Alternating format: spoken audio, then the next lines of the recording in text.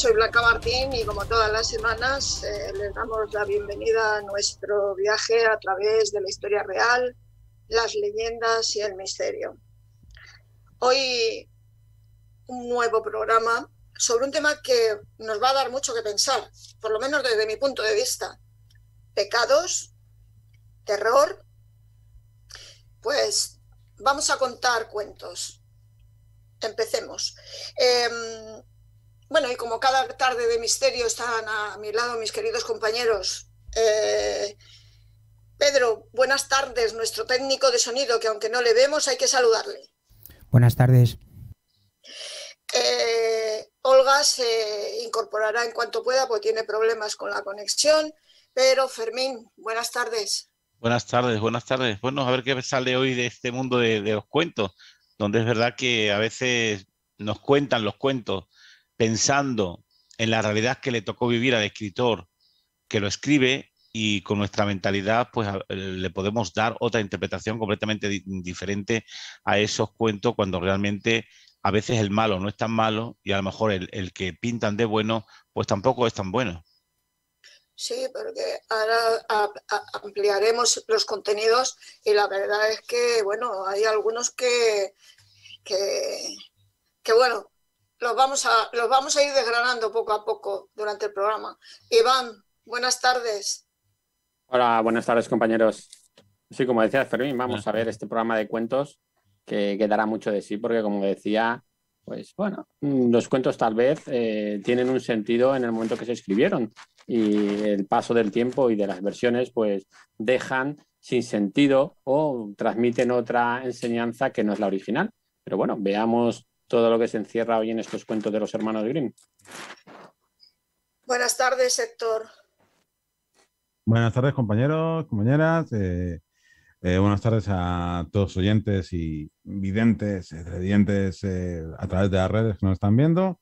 Bueno, ahí estamos para afrontar este curioso programa sobre los cuentos de los hermanos Grimm y todo lo que rodea a ello. Y como decía mi hermana, pues bueno, es que tenemos que ver y desgranaremos cómo se han ido cambiando en muchos sentidos muchos cuentos a lo largo de la historia, y cuál es quizás un sentido original de esas historias que cuentan, y a igual que abordaremos otros matices diferentes que han adquirido esos cuentos a lo largo de la historia. Buenas tardes, David. Hola, buenas tardes, Blanca. Buenas tardes, compañeros. Y antes de empezar, quiero mandar un saludo a mis compañeros de Misterios Davian, que hace mucho que no les veo y tengo muchas ganas de volver a saber por el tema de la pandemia. Y bueno, los cuentos de los hermanos Grimm, pues a mí cuando era pequeño me gustaban mucho, he leído algunos de ellos, pero sobre todo he bebido mucho de las, ¿cómo se dice?, de las series y de las películas muchas de Disney, que nos han dado una versión muchas veces, como se dice, no referente a lo que es el verdadero cuento. Y yo creo que cada cuento tiene una moraleja y espero que sepamos sacar alguna moraleja de cada uno de ellos. Esperemos. Bueno, pues muchos cuentos que casi todo el mundo conoce desde un prisma infantil están basados en hechos trágicos y aterradores, y bueno, y aterradoras historias que ocurrieron además hace muchos años, que incluso algunas son verídicas. Entre 40 y 50 cuentos de la primera edición de los hermanos Grimm fueron eliminados o drásticamente modificados, además por uno de los hermanos, Wilhelm, o creo que se pronuncia así, exactamente no lo sé, fue el que borró y censuró todo lo que pudiera herir la sensibilidad religiosa de aquella época o de esa época. Esto es cosecha mía, terribles madres celosas de sus hijas hasta el asesinato, que se dulcificaron luego después en las malvadas madrastras, las malvadas brujas en algunos momentos. Las pusieron así porque digamos que era menos ofensiva la moral, que dijeran que era su madre, prefirieron decirlo de madrastra. Juicios honorables con ejecuciones de brujas, príncipes y doncellas nada recatadas. Incluso estos príncipes voy a decirlo así muy delicadamente, las embarazaban, con una lujuria, algunos descontrolada y algunas veces violaciones. Y bueno, yo pregunto, ¿quieren que les contemos cuentos? Pues vamos a empezar a contar cuentos. Fermín. ¿O me toca el primero? Te va a tocar el primero, sí. Hay un cuento que además es bastante, no es el cuento este de Enredados de Disney, no, es Rapunzel. Sí, o Rapunzel. No. Yo le he puesto acento, pero no sé exactamente si lleva o no. Cuéntanos un poco la historia y si hay alguna historia relacionada, verídica, con este cuento. Bueno, la historia trata sobre Rapunzel, ¿no? Una niña a la que una bruja cría como si fuera su hija, cuando la madre estaba precisamente embarazada y esta tenía antojo. Entonces, bueno, el padre fue a robar frutas al campo de la bruja, y esta, bueno, pues lo maldijo. Y a cambio de romper de alguna manera la maldición, pues le pidió que le entreguen el bebé cuando naciese, ¿no? Y a partir de ahí, bueno, cuando la niña creció, pues la bruja la encerró en una torre alta. Ella tenía el cabello tan largo que podía precisamente arrojarlo, ¿no? por la ventana y llegaría al suelo. Pues un día, bueno, un joven que pasó por el campo y la escuchó cantar, parece ser que cantaba muy bien, según los hermanos Grimm. Bueno, pues allí la observó y le pidió que lo ayude a subir. Él le prometió que le ayudaría precisamente a escapar y le propuso casamiento. Rapunzel aceptó. Aquí ya vemos una imagen de debilidad de la mujer y cómo ese encontronazo siempre con el príncipe le lleva directamente a entregarse en cuerpo y alma al personaje, ¿no? Y un día, bueno, pues la bruja se enteró, le cortó el pelo a Rapunzel y esperó a que el joven, bueno, pues subiese a la torre para empujarlo. Para hacerlo caer, ¿no? sobre unas espinas que lo dejarían ciego, según te cuentan los hermanos Grimm.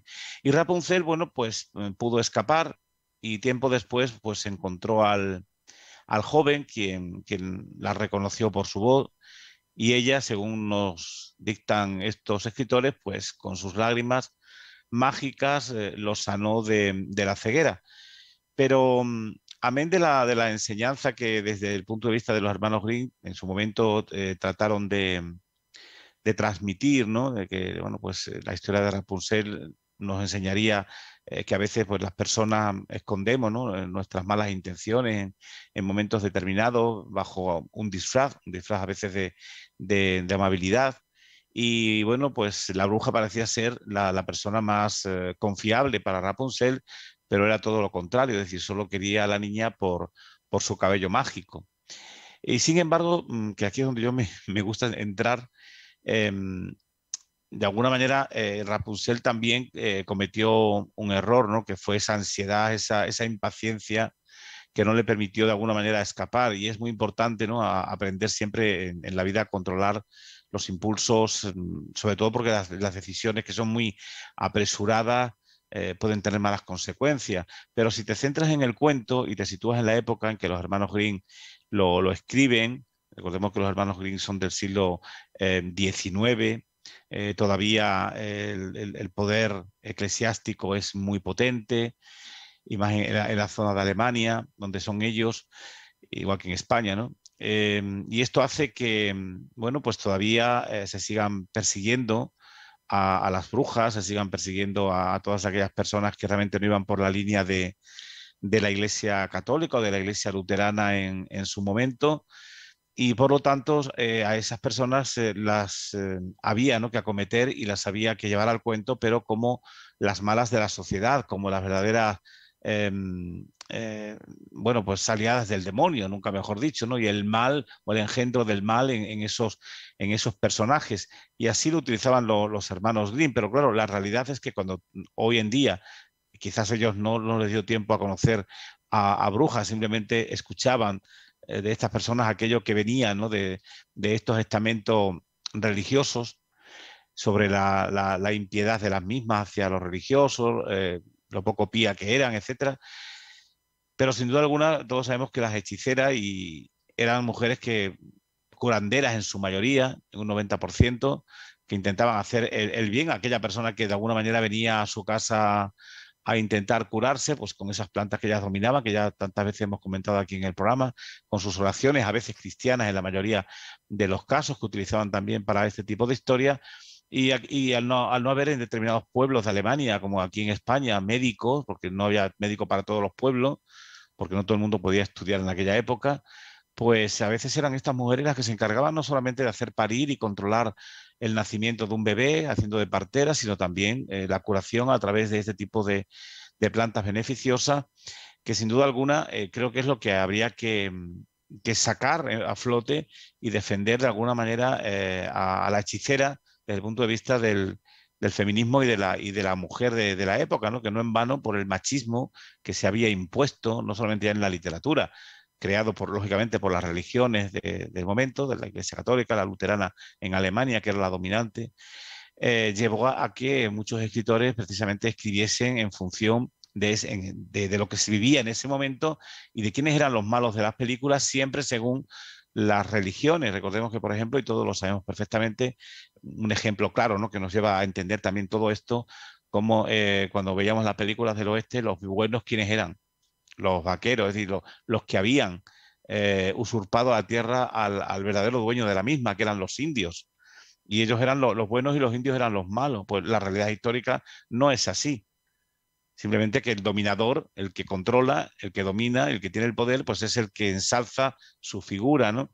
Y en este caso los hermanos Grimm se hacen cómplices, de alguna manera, del poder fáctico de la Iglesia y de la monarquía, que son los que controlan y dominan estos países en esos momentos, y lleva a que, bueno, pues esa parte de la sociedad, esas mujeres que se dedicaban a estos menesteres y que estaban mal vistas por estas instituciones, inclusive condenadas, pues las utilicen como la mala del cuento, cuando realmente no era la mala del cuento, y te pintan a una Rapunzel pues muy bella, poco menos que escandalosa, ¿no?, desde el punto de vista físico, como siempre trataba estos países machistas desde el punto de vista religioso a la mujer, en muchos casos, y en este caso a la mujer buena, ¿no?, con los ojos azules, te la pintan muy, no sé, como va dedicado también al tema niño, no te la van a poner con los pechos potentes, pero algún matiz de eso se desliza, ¿no?, en la historia de Rapunzel. Y luego se ensalza la monarquía, se ensalza el rey, se ensalza el príncipe, que son los que controlan y dominan también todo eso. Y hay, hermanos Grimm, si no vais por ahí, y en los cuentos no decís que los reyes son los buenos y las hechiceras son las malas, porque entonces estáis yendo en contradicción con lo establecido y eso os puede pasar factura y, por supuesto, te pueden depurar el cuento o te lo pueden quemar en caso de Inquisición, sobre todo en España. Es decir, los cuentistas del siglo XIX o siglo XVIII en España, que también los tenemos, pues lógicamente, empezando por el mismísimo Cervantes, tenían mucho cuidado en saber lo que tenían que escribir e ir en favor de esos estamentos que ahí estaban. Yo creo que esto es la clave un poco para, desde nuestra mentalidad actual, que no tiene nada que ver con la de los hermanos Grimm ni con el momento que a ellos les tocó vivir, el saber también darle esa interpretación al cuento, ¿no? Porque creo que es necesario, porque si no siempre estamos cayendo en que la mujer que practicaba la hechicería pues era la mala de la película y el rey, el príncipe, que así al día de hoy se lo contamos a los niños. De hecho, los niños se quedan absortos cuando, le contamos un cuento, le decimos el príncipe azul con unos ojos azules, con un traje de púrpura, todo de brillante, etcétera, etcétera.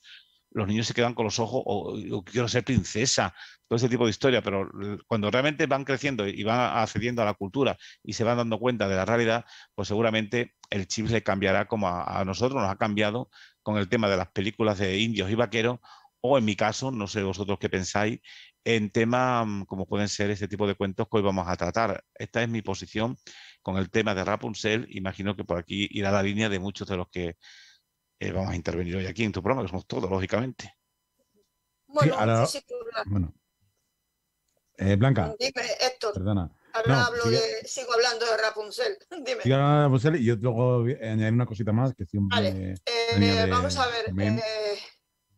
quiero aclarar que la mayoría de los cuentos, hay muchos cuentos que no están escritos por los hermanos Grimm, están rectificados y están redactados de otra manera.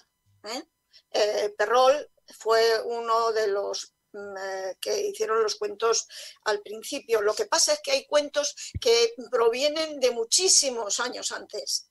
O sea que son historias y leyendas que las han tomado y han hecho un cuento de ellas. Historias que he comentado antes que pueden ser verdaderas historias terroríficas de verdad. En cuanto a Rapunzel, existió en el año 1901, creo. No puede ser. Pero de verdad, además. Bueno, una vale. de verdad, en Francia. Dime, perdona, Fermín. No, que ibas a decir que era de época de los hermanos Grimm, porque estos son de época anterior. No, claro, no. Ahora estoy hablando de una Rapunzel de verdad, Ya. pero de verdad. Vale. De carne y hueso, en el siglo, en 1900, creo que es en el 1901, en la ciudad de Poitiers, en Francia, tuvieron encerrada a una chica durante 25 años, la encerró su madre, porque no estaba de acuerdo con que se casara con un abogado que conoció. Y como no estaba de acuerdo, pues lógicamente la educación de aquella época era tan rígida y tan severa, no se le ocurre a esta señora nada más que encerrar a su hija para que no volviese a ver a ese abogado. Estuvo encerrada durante 25 años, gracias que a una de las criadas de esta señora, pues denunció que había una persona encerrada en esa casa. Era, lógicamente, gente de la alta sociedad de aquel entonces, Cuando llegaron a esa casa y registraron, vieron que en un cuarto mugriento, lleno de suciedad, no voy a ser más escatológica, no voy a explicar más cosas, había una mujer que era un esqueleto y piel, nada más. El pelo la llegaba hasta los pies. Claro, 25 años y metida a oscuras, prácticamente la daban los restos de comida y aquello era indecente. Cuando salvaron a esa chica, bueno, si es que la salvaron porque ya la ingresaron en un psiquiátrico porque no tenía remedio, después de haber estado encerrado y en esas condiciones, ¿no? A la madre no la llegaron a condenar porque se murió, pero el hermano sí, le condenaron creo que a 15 años de prisión. Y esta es una verdadera Rapunzel, la de los cuentos, muy mona, la encierran en la torre y toda esta historia, pero por desgracia existen cuentos reales que son muy desafortunados. Héctor, dime. Sí, no, simplemente era en alusión al cuento preciso de Rapunzel. Es evidente que, como comentaban Fermín, han ido evolucionando, al margen de que existen también historias reales, y probablemente hayan existido, que han inspirado también esos cuentos, que han ido deformando, que hayan conjuntado de alguna manera leyendas con historias reales, porque sabemos que las leyendas siempre hay algún inserto de realidad o de folclore que surge a partir de historias reales que sucedieron y que se fueron deformando, bueno, boca a boca, durante siglos y demás. Pero es curioso como en el caso de Rapunzel, y como en muchos casos de cuentos que vamos a ver hoy en día, las raíces las podemos ver cómo se van ramificando hacia prácticamente la mitología antigua, o en algunos casos algún momento esporádico, un momento preciso de la historia en el que hubo algo que detonó la creación de esa historia y de ese mito, ¿no? En el caso de Rapunzel, además, curioso, porque Rapunzel, los hermanos Grimm, evidentemente del siglo XIX, pero si nos vamos retrocediendo en el tiempo, vamos encontrando versiones diferentes de Rapunzel, como por ejemplo Petrosinela, que es del siglo XVII, 1600 aproximadamente, que es una leyenda parecida, un cuento parecido, pero en este caso no hay bruja, hay una ogra que se enfada porque le roban el perejil y decide secuestrar a la hija recién nacida. Y la tiene en la torre. Luego el cuento evoluciona de una manera parecida, pero también hay que tener en cuenta que durante mucho tiempo, estando en un sitio encerrado, porque la ogra se la lleva a un sitio sin puertas ni forma de hallarla, pues evidentemente también las personas son personas en cuanto encuentra una manera de liberación. Ahí tenemos que ver pues, cómo hay un simbolismo en muchos cuentos de la adolescencia, de la llegada adulta, de un montón de temas que casi son iniciáticos y que si nos vamos a la mitología más antigua, por ejemplo, en la mitología nórdica está Sif, que también tiene los cabellos largos. El cabello largo siempre ha sido un motivo un símbolo de fuerza y de personalidad, y han estado insertos en muchas historias. Hablo de Sif, curiosamente, porque Sif en concreto es una diosa con un cabello largo parecido al que tiene Rapunzel, ¿no? Al que tiene Rapunzel y todas las chicas encerradas en una torre tan alta que ha habido a lo largo de la historia, porque las leyendas similares, y ahí está digamos, la clasificación que hizo Anne Thompson, donde podemos ver un montón de historias que se han conservado y otras muchas que se han perdido, de mezclas de estas leyendas, que lo que nos reducen un poquito es o si las analizamos, vemos que hay arquetipos con un significado,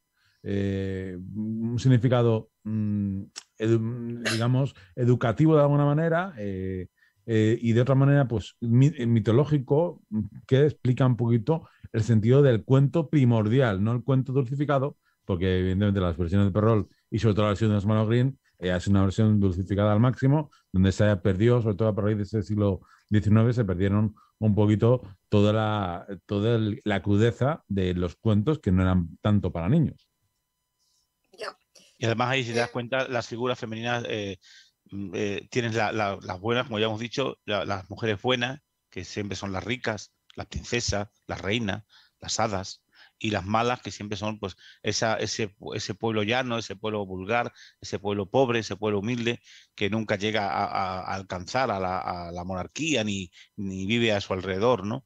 Entonces siempre la hechicera, la bruja y la gente que se mueve en ese círculo, digamos, ¿no? Que suele ser el pueblo rural, el pueblo llano, era el malo de la película, era el pobre, al que no había que hacerle caso, y en cambio se ensalza la figura del poder, ¿no? De la soberanía, de la monarquía.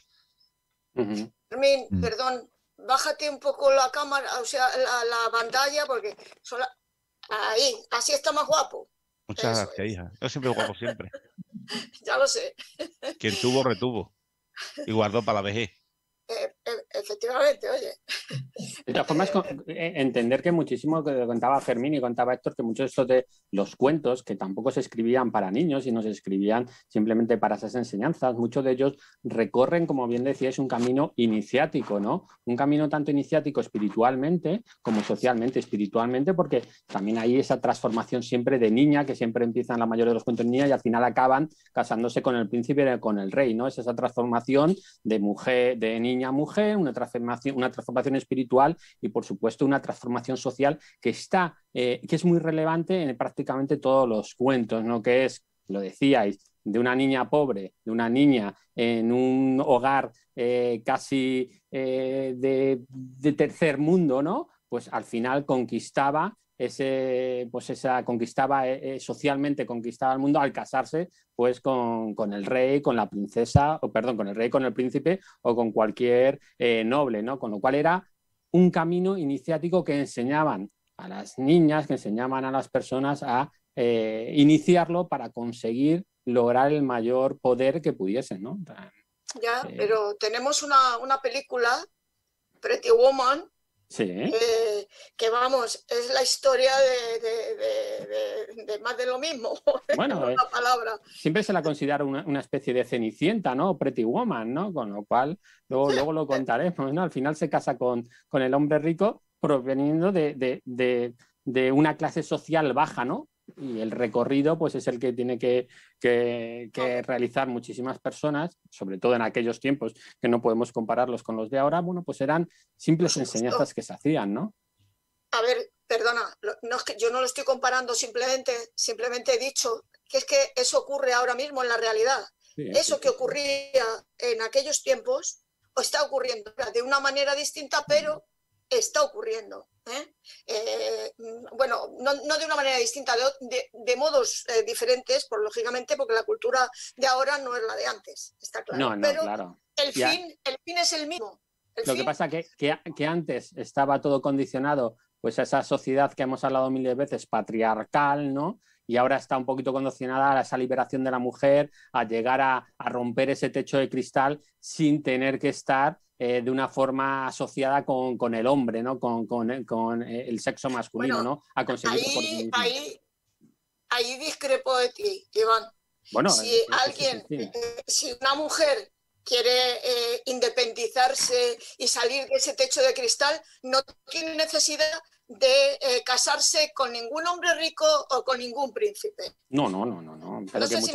Pero que muchas mujeres de hoy día no necesitan ese camino vinculado al poder del hombre para conseguir lo que quiere. Hay muchas mujeres que lo consiguen por sí mismas con otro camino que es totalmente diferente, pero eso es otra historia, evidentemente. Efectivamente, eso es otra historia, tú lo has dicho. Buenas tardes, Olga. Hola, buenas tardes, compañeros. Perdonad que haya entrado tan tarde. No te preocupes, sé que has tenido problemas, pero sí. No hay ningún problema, nunca mejor Los dicho. Problemas ya del redundante directo. Totalmente. Los problemas del directo. 2 niños pequeños que se pierden en un bosque. Bueno, que se pierden. ¿Que se pierden bueno, o que los pierden? No estoy diciendo... Bueno, yo no quiero hacerte spoiler y entonces he dicho que se pierden en el bosque. Por mí yo diría muchas más cosas, ¿eh? Pues ahora las pero comentamos. Ahora la que lo tienes que contar eres tú. Muy bien, Hansel pues sí. y Gretel. Hansel y Gretel, o la casita de chocolate, que es como lo hemos conocido muchos de nosotros en España, ¿no? Bueno, el cuento de Hansel y Gretel pues es uno de los más famosos, de los recopilados por los hermanos Grimm. Fue publicado, como todas sus obras más conocidas, por primera vez en 1812 y traducido a 160 idiomas. O sea, tela, o sea, es uno de los más populares de todos. La historia que todos conocemos cuenta con ligeras variaciones según las ediciones, cómo 2 hermanos, hijos de un pobre leñador víctima de la miseria, son abandonados en el bosque por orden de su madrastra, tras un intento fallido en el que la astucia del hermano varón, quien había escuchado las intenciones de sus padres, pues les permite regresar al hogar siguiendo el rastro de guijarros, piedrecitas, que había soltado por el camino, ¿no? Sin embargo, con menos acierto, la segunda ocasión en la que son llevados al bosque para ser ahí abandonados o perdidos, pues con menos acierto, como digo, arrojando migas de pan que son engullidas por las aves, pues los niños se topan con un pajarillo blanco que les guía hacia una casa que está en medio del bosque, escondida, y que descubren que está hecha pues, de dulces. Según la versión del cuento, creo que en el original sería de pan de jengibre y de dulces. Nosotros lo conocemos como la casita de chocolate. Entonces, bueno, muertos de hambre se lanzan a comerse las piezas de la casita sin ser conscientes de que es propiedad de una malvada bruja que desea devorarlos, ¿no? Entonces les atrapa, les engaña y les atrapa y bueno, pues encarcela al niño en una celda y obliga a la hermana a sobrealimentarle con el fin de comérselo, de cocinarlo y comérselo, ¿no? Entonces, bueno, los niños engañan a la bruja malvada, que además veía muy mal, porque cada vez que iba a comprobar si el niño ya estaba en su punto, pues él sacaba un huesito de conejo. Finalmente, cuando la bruja ya está harta, ¿no?, de que el niño no engorde y decide comerse de una vez, pues le pide a la niña que encienda el fuego del horno. La niña la engaña de nuevo, le dice que ya no sabe hacer la lumbre y entonces al ir a enseñarla la empuja dentro del horno y la mata, ¿no? Y entonces después libera a Hansel, al hermano varón, y bueno, pues descubren que la bruja guardaba un montón de tesoros y consiguen regresar a su casa con todos los tesoros, y cuando llegan a su casa, su padre, bueno, pues les recibe preocupado y deseoso de volver a verlos, y además les anuncia que la malvada madrastra ha fallecido también, ¿no? Y entonces, a partir de ahí, viven felices para siempre. Bueno, la historia de por sí es trágica, pero la narrativa original expone con claridad aspectos aún más dramáticos y terribles, propios de la dureza de la vida en la Edad Media, como eran el abandono de niños, el infanticidio, canibalismo, la esclavitud, el asesinato, y donde el aspecto central sobre el que giran los acontecimientos es el hambre, concretamente, ¿no? La comida. ¿Por qué? Bueno, pues porque los orígenes de esta historia se encuentran en un conjunto de cuentos que surgieron en las regiones bálticas durante la gran hambruna que asoló especialmente a Europa entre los años 1314 y 1322, que fue un periodo dramático durante el que se cometieron actos muy desesperados, ¿no? Se cuenta que muchas personas, sobre todo los más mayores, eligieron voluntariamente morir de hambre para permitir que los jóvenes pudieran sobrevivir, o les hacían morir de hambre para que los jóvenes pudieran sobrevivir. Otros cometieron infanticidio, abandonaron a sus hijos a su suerte porque no podían alimentarlos. Y bueno, la gente aumentó la criminalidad muchísimo. De hecho, se dice que supuso un antes y un después en la historia del mundo, ¿no? En cuanto al nivel de criminalidad y de crueldad, e incluso existen evidencias de canibalismo. Se cuenta que durante estos años la gente estaba tan destruida por el hambre, fijaos, que desenterraban los cuerpos de los cementerios para comerse lo que quedaba de carne, ¿no? De ellos. Y algo hoy impensable, que es que el hambre era tan dura que las madres llegaban a comerse a sus propios hijos. Bueno, pues durante este periodo, pues muchas narraciones compartían elementos como el abandono parental, como hemos dicho, la supervivencia, la maldad, por esto de los actos criminales, o el bosque como un marco de alimento y refugio, pero al mismo tiempo de peligro, de magia y de muerte. De hecho, dentro de todas estas historias que precedieron al cuento de Hansel y Gretel, recopilado por los Grimm, pues existe una rumana muy, muy parecida, ahora veréis, llamada El niño pequeño y la malvada madrastra, que narra cómo dos hermanos son abandonados por la madrastra y regresan a casa siguiendo un rastro de cenizas. Pero esta mujer, al descubrirlo, asesina al niño y obliga a la hermana a cocinar su cadáver. Horrorizada, la niña obedece, pero esconde su corazón dentro de un árbol.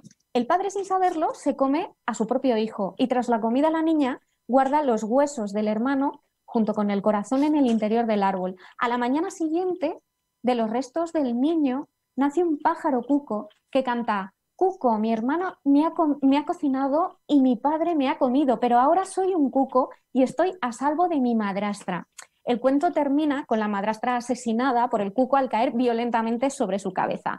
Pues como veis, los elementos son muy representativos. Hay dos hermanos, hay una figura materna malvada que desea devorar a los hijos, hay un padre periférico y pasivo, una figura simbólica de un pájaro y la muerte de la madrastra. Bien, ahora vemos todos estos elementos, ¿no? Aunque la mayor parte de las narrativas que los Grimm recogieron provenían de los campesinos, pues la historia concreta de Hansel y Gretel, como algunas otras, pues fue narrada por Henriette Dorothea Wilde, que era de familia acomodada y que además era la esposa de Wilhelm, ¿no? De uno de los hermanos. En el cuento original, la madrastra es la madre. El padre no se opone al abandono. La situación de penurias y hambruna están muy detalladas, así como las vejaciones a las que Gretel sería sometida por la bruja, quien es más bien descrita como un ogro y cuyo final no es tan explícito y brusco. Esto sería añadido después por los Grimm, ya vemos por qué. Y los niños además regresan con la ayuda de un cisne blanco que se presta a cruzarles al otro lado de un gran lago en el que se encuentran en el camino de regreso a casa. Y de hecho no se explicita un final feliz. Las primeras versiones del cuento hacían referencia a ambos progenitores, a los dos, como responsables del abandono de sus propios hijos, con motivo de la falta de alimento. Por tanto, presentaban a la madre, y no a la madrastra, como partícipe consciente de esta decisión, exponiendo un claro delito, el infanticidio. Es la madre quien se percata del plan de Hansel, se enfurece y lo frustra cerrando la puerta por la noche para evitar que el niño coja más guijarros, ¿no? Por eso, en la segunda ocasión, el niño debe usar migajas de pan. Sin embargo, los Grimm, conscientes del alcance popular de sus lecturas, decidieron suavizar esta terrible situación, transformando a la madre en el arquetipo de la malvada madrastra en la quinta edición del cuento. Esto era acorde a la sensibilidad de la sociedad burguesa del siglo XIX, donde una madre solo puede sentir amor incondicional por sus hijos biológicos, pero sin embargo una madrastra o una bruja ogro podrían canalizar y expresar cualquier sentimiento de maldad hacia la infancia, con una visión de la mujer no maternal como un ser maligno, diabólico, con un gran poder de persuasión. Madrastra y bruja pueden ser además castigadas por su maldad con la muerte o con la purificación a través del fuego del horno. Concretamente, de cara a la figura de la bruja, se abre una interesante posibilidad elíptica, ya que se puede interpretar que la bruja es en realidad la malvada madrastra quien convence al padre para abandonar a sus hijos en mitad del bosque y así poder devorarlos sin que él lo sepa. El hecho de que la madrastra hubiera muerto cuando los niños regresan, habiendo matado a la bruja, podría sugerir esta teoría de que madre, madrastra y bruja serían la misma persona. Si esto es así, nos llevaría a una historia perturbadora, la de un padre que se enamoró de una bruja sin saberlo y víctima de esta decide abandonar a sus hijos en el bosque bajo la justificación de la hambruna, con la verdadera finalidad de que su mujer, es decir, la bruja, pudiera comérselos. Bueno, en fin, es una de las posibilidades que se abre a la interpretación. Igualmente, en las primeras versiones el padre no mostraba un ápice de arrepentimiento por el abandono de sus hijos, pero bueno, su papel también fue suavizado acorde también pues, a lo que hemos comentado de las sensibilidades de la sociedad del siglo XIX, ¿no? Los burgueses. El hambre es el hilo argumental que domina todo en este contexto. En la historia original, los padres de Hansel y Gretel deciden separarse de ellos por temor a llegar a comérselos o que estos sean atacados por otros vecinos presas de la hambruna. Por ello, toman la decisión de iniciarlos de manera temprana en la madurez, abandonándolos a su suerte en el bosque.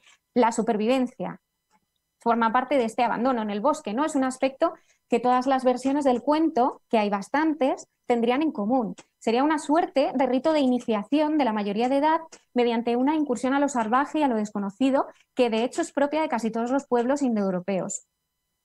No era extraño que los niños fueran llevados al bosque alejándolos de su familia para enfrentarse a la madurez, pues debiendo sobrevivir con sus propios medios, incluso saqueando, como en este caso, que saquean la casita de chocolate, ¿no? De hecho, se trataría de un arquetipo que podemos encontrar en cuentos de diferentes culturas a lo largo de todo el planeta, que hablan de bebés o niños que son perdidos en el bosque y deben superar adversidades para sobrevivir, y además suelen toparse con animales mágicos, ¿no? Hansel y Gretel se encuentran con diferentes pájaros blancos que sean muy simbólicos, que les guían en ese camino de supervivencia, terminando por el cisne blanco que les ayuda a cruzar el lago de forma individual, ¿no?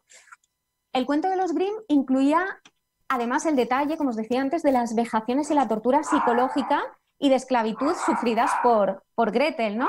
Quien no solo debe realizar todas las tareas domésticas y trabajar para la bruja, sino que es la encargada de sobrealimentar a su hermano con suculentos manjares que ella misma no puede probar, para después cocinarlo, destino que de hecho ella misma también iba a correr durante esas 3 semanas de cautiverio de los hermanos. Además, añadieron un final para la bruja mucho más cruel que las narraciones precedentes, en las que no se ofrecía tanto detalle ni tampoco se explicitaba un final feliz. Si nos vamos a un análisis proyectivo, independientemente del contenido original, el cuento de Hansel y Gretel permite realizar un trabajo interesante, ¿no? Ya que está cargado de simbolismos desde el punto de vista de la psicología psicodinámica, ya que pues enfrenta aspectos como el conflicto edípico, la regresión a la oralidad, que tanta seguridad provee, y al mismo tiempo asegura autodestrucción, ¿no? La angustia de separación, el temor a ser abandonado, el miedo a morir de hambre, temores comunes a todas las edades, pero específicas en el momento de lanzarse al mundo por sí solos, ¿no? Algunos elementos simbólicos, por ejemplo, la madre. Pues la madre representa la fuente de alimento para el niño. El niño cree que es ella la que lo abandona. La angustia y la decepción que siente al interpretar que ya no quiere satisfacer sus necesidades orales le lleva a creer que se ha vuelto un ser maligno y egoísta y la convierte en la madrastra. La casita de dulces representaría la voracidad oral, que en el inconsciente del niño es la madre buena que ofrece su cuerpo como fuente de alimento. Es la madre original que todo niño busca encontrar cada vez que su propia madre le somete a la imposición de exigencias y limitaciones. De esta forma transforman a la mamá en su imaginación de madre a madrastra y de madrastra en bruja malvada. La bruja pues es una personificación de los aspectos destructivos de la fijación oral. Los padres malvados, los planes malvados de la bruja obligan a que los niños se den cuenta de los peligros que acarrea la propia dependencia, ¿no? abriéndose el camino hacia un nivel superior de desarrollo. Los pájaros, como he dicho antes, tienen un carácter muy simbólico porque muestran una guía. Desde el inicio del cristianismo, por ejemplo, la paloma blanca pues es un símbolo de fuerzas superiores positivas. Y el lago, de hecho, que encuentran a la vuelta y no a la ida, simboliza una transición y un nuevo principio a un nivel superior de existencia, ¿no? Bueno, en fin, no os voy a liar más con los aspectos simbólicos porque podríamos estar hablando aquí toda la tarde. Sí que diré, a modo de resumen, que la experiencia de los niños en la casa de la bruja les libra de sus fijaciones orales y conflictos edípicos, y después de cruzar el lago llegan a la otra orilla con una mayor madurez, listos para confiar en su propia inteligencia. Mientras eran niños dependientes habían resultado una carga para los padres, pero ahora serán su ayuda, puesto que traen los tesoros que han conquistado. Y por último os voy a contar una anécdota que me pareció muy interesante acerca del cuento original, pero ocurrida en tiempos modernos, y es que en los años 60 ocurrió un fenómeno curioso, ya que se publicó un libro en el que el caricaturista Hans Traxler describía la investigación realizada por el profesor y arqueólogo amateur George Osher, que mostraba cómo había juntado las piezas del puzzle de la historia real que habría dado origen al cuento de Hansel y Gretel, y que al parecer, pues según su investigación, los hermanos no eran niños sino adultos y se dedicaban al negocio de la pastelería. Por aquel entonces, una tal Katharina Schradin se había convertido en una pastelera famosa por sus tortas y galletas de jengibre. Bueno, pues Hansel, el hermano mayor, habría sentido celos de la pastelera, la habría intentado cortejar con el fin de obtener sus recetas, pero ella le habría rechazado. Enloquecido por el éxito y el rechazo de Katharina, pues la habría denunciado a la corte y por brujería, por lo que ella sería conocida como la bruja pastelera, quien sería liberada por falta de pruebas y regresaría a su casa escondida en el bosque, donde los hermanos habrían irrumpido y asesinado a esta pastelera o bruja pastelera, pues empujándola en uno de sus hornos. La historia continuaría con Hans acusado de asesinato y absuelto, ya que en su defensa alegó que se trataba de una bruja caníbal que hacía pasteles con los niños a los que engordaba. Bueno, los descubrimientos del profesor Oseh pasaban por haber dado con la supuesta casa de Katharina, haber hallado el esqueleto en un horno y hasta haber encontrado la receta de las galletas de jengibre, e incluso haber encontrado algunos panecillos carbonizados de los que hay hasta fotos, ¿no? Bueno, con todo proponía que los hermanos Grimm se inspiraron en este asesinato originado por la envidia. Bueno, esta publicación tuvo una significativa repercusión en el mundo editorial, llegando a afirmarse como el primer trabajo arqueológico de hadas. Sin embargo, pues como os podéis imaginar, pronto se descubriría que todo era una ficción inventada por el propio Traxler en una de las mayores parodias de la literatura contemporánea, que además le granjeó el premio Grimm en 2012. Hoy en día el cuento de Hansel y Gretel pues, ha seguido evolucionando, sirviendo de base para el trabajo de hitos evolutivos, como os decía antes, valores, competencias en el desarrollo de la infancia, y por supuesto ha dado pie a versiones cinematográficas, algunas bastante oscuras e inquietantes, con nuevas narrativas de empoderamiento, como la película de Gretel y Hansel, ¿no? En la que pues, es la hermana la que debe buscar su camino a la individuación y proteger de los peligros al hermano pequeño. Ahí lo dejo. Bueno, ahí lo dejas. Vale. Bueno, pues yo voy a ser muy breve con el cuento, porque ninguno de vosotros ha querido hablar de este cuento de la Bella Durmiente, y voy a hacerlo un cortito. ¿Quién no ha oído hablar de la Bella Durmiente, no? Y esa princesa que le dicen que no puede coger una rueca por si se clava una astilla, bueno, todo este cuento que me imagino que todo el mundo lo conoce, pero la muchacha al final, con 16 años, se clava la astilla, la famosa astilla, porque si no, no existiría el cuento. Y se queda, pues, se muere, ¿no? Entonces, el rey, todo pesaroso, pues ya viendo que su hija sigue muerta, pues abandona el castillo y la deja allí a la princesa muerta, y nada, pero un día aparece un príncipe por allí y entra al castillo y ve a una maravillosa princesa que, lógicamente, pues, está muerta. Bueno, la verdad es que si hubiera estado muerta estaría como una pasa, pero bueno, en este caso es cuento, ¿no? Pero se enamora tan perdidamente de ella que, ¿qué ocurre? que no le da el clásico beso y se despierta, no. La viola, así como suena, y la deja embarazada. Bueno, este cuento, el original, fue escrito en 1634 por Batiste. Quiero decir esto, y luego lo reformaron Perrault y los hermanos Grimm. ¿Qué ocurre? Que esta princesa, al cabo del tiempo, pues da a luz a 2 hijos, Sol y Luna. Uno de los niños, un día, pues queriendo tomar leche del pecho de la madre, pues se equivoca, coge un dedo y mira por dónde se pone a chupar del dedo y le saca la astilla a la madre. Vuelve a la vida. Y al tiempo, pues aparece otra vez el príncipe para ver cómo estaba su princesa y se encuentra con que tiene 2 hijos. Tiene 2 hijos y bueno, pues se la lleva al castillo, pero este príncipe estaba casado, o sea que ya le puso los cuernos a su mujer. Es que estoy contando todo esto muy rápido porque vemos aquí tema de violación, tema de cuernos, tema de muchas cosas que en su momento era original y a lo mejor era muy normal todo este tema. Yo no lo veo tan normal a la hora de escribir un cuento, ni por los hermanos Grimm ni por nadie. Entonces llega al castillo, está allí su esposa muerta de celos, lógicamente intenta matar a la princesa y a los hijos.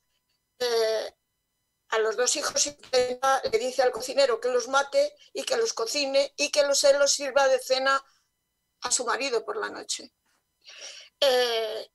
Descubre el príncipe toda la trama que está preparando su mujer y salva a la princesa, y el cocinero salva a los niños, lo que pone es carne de cabra para que cene esta mujer.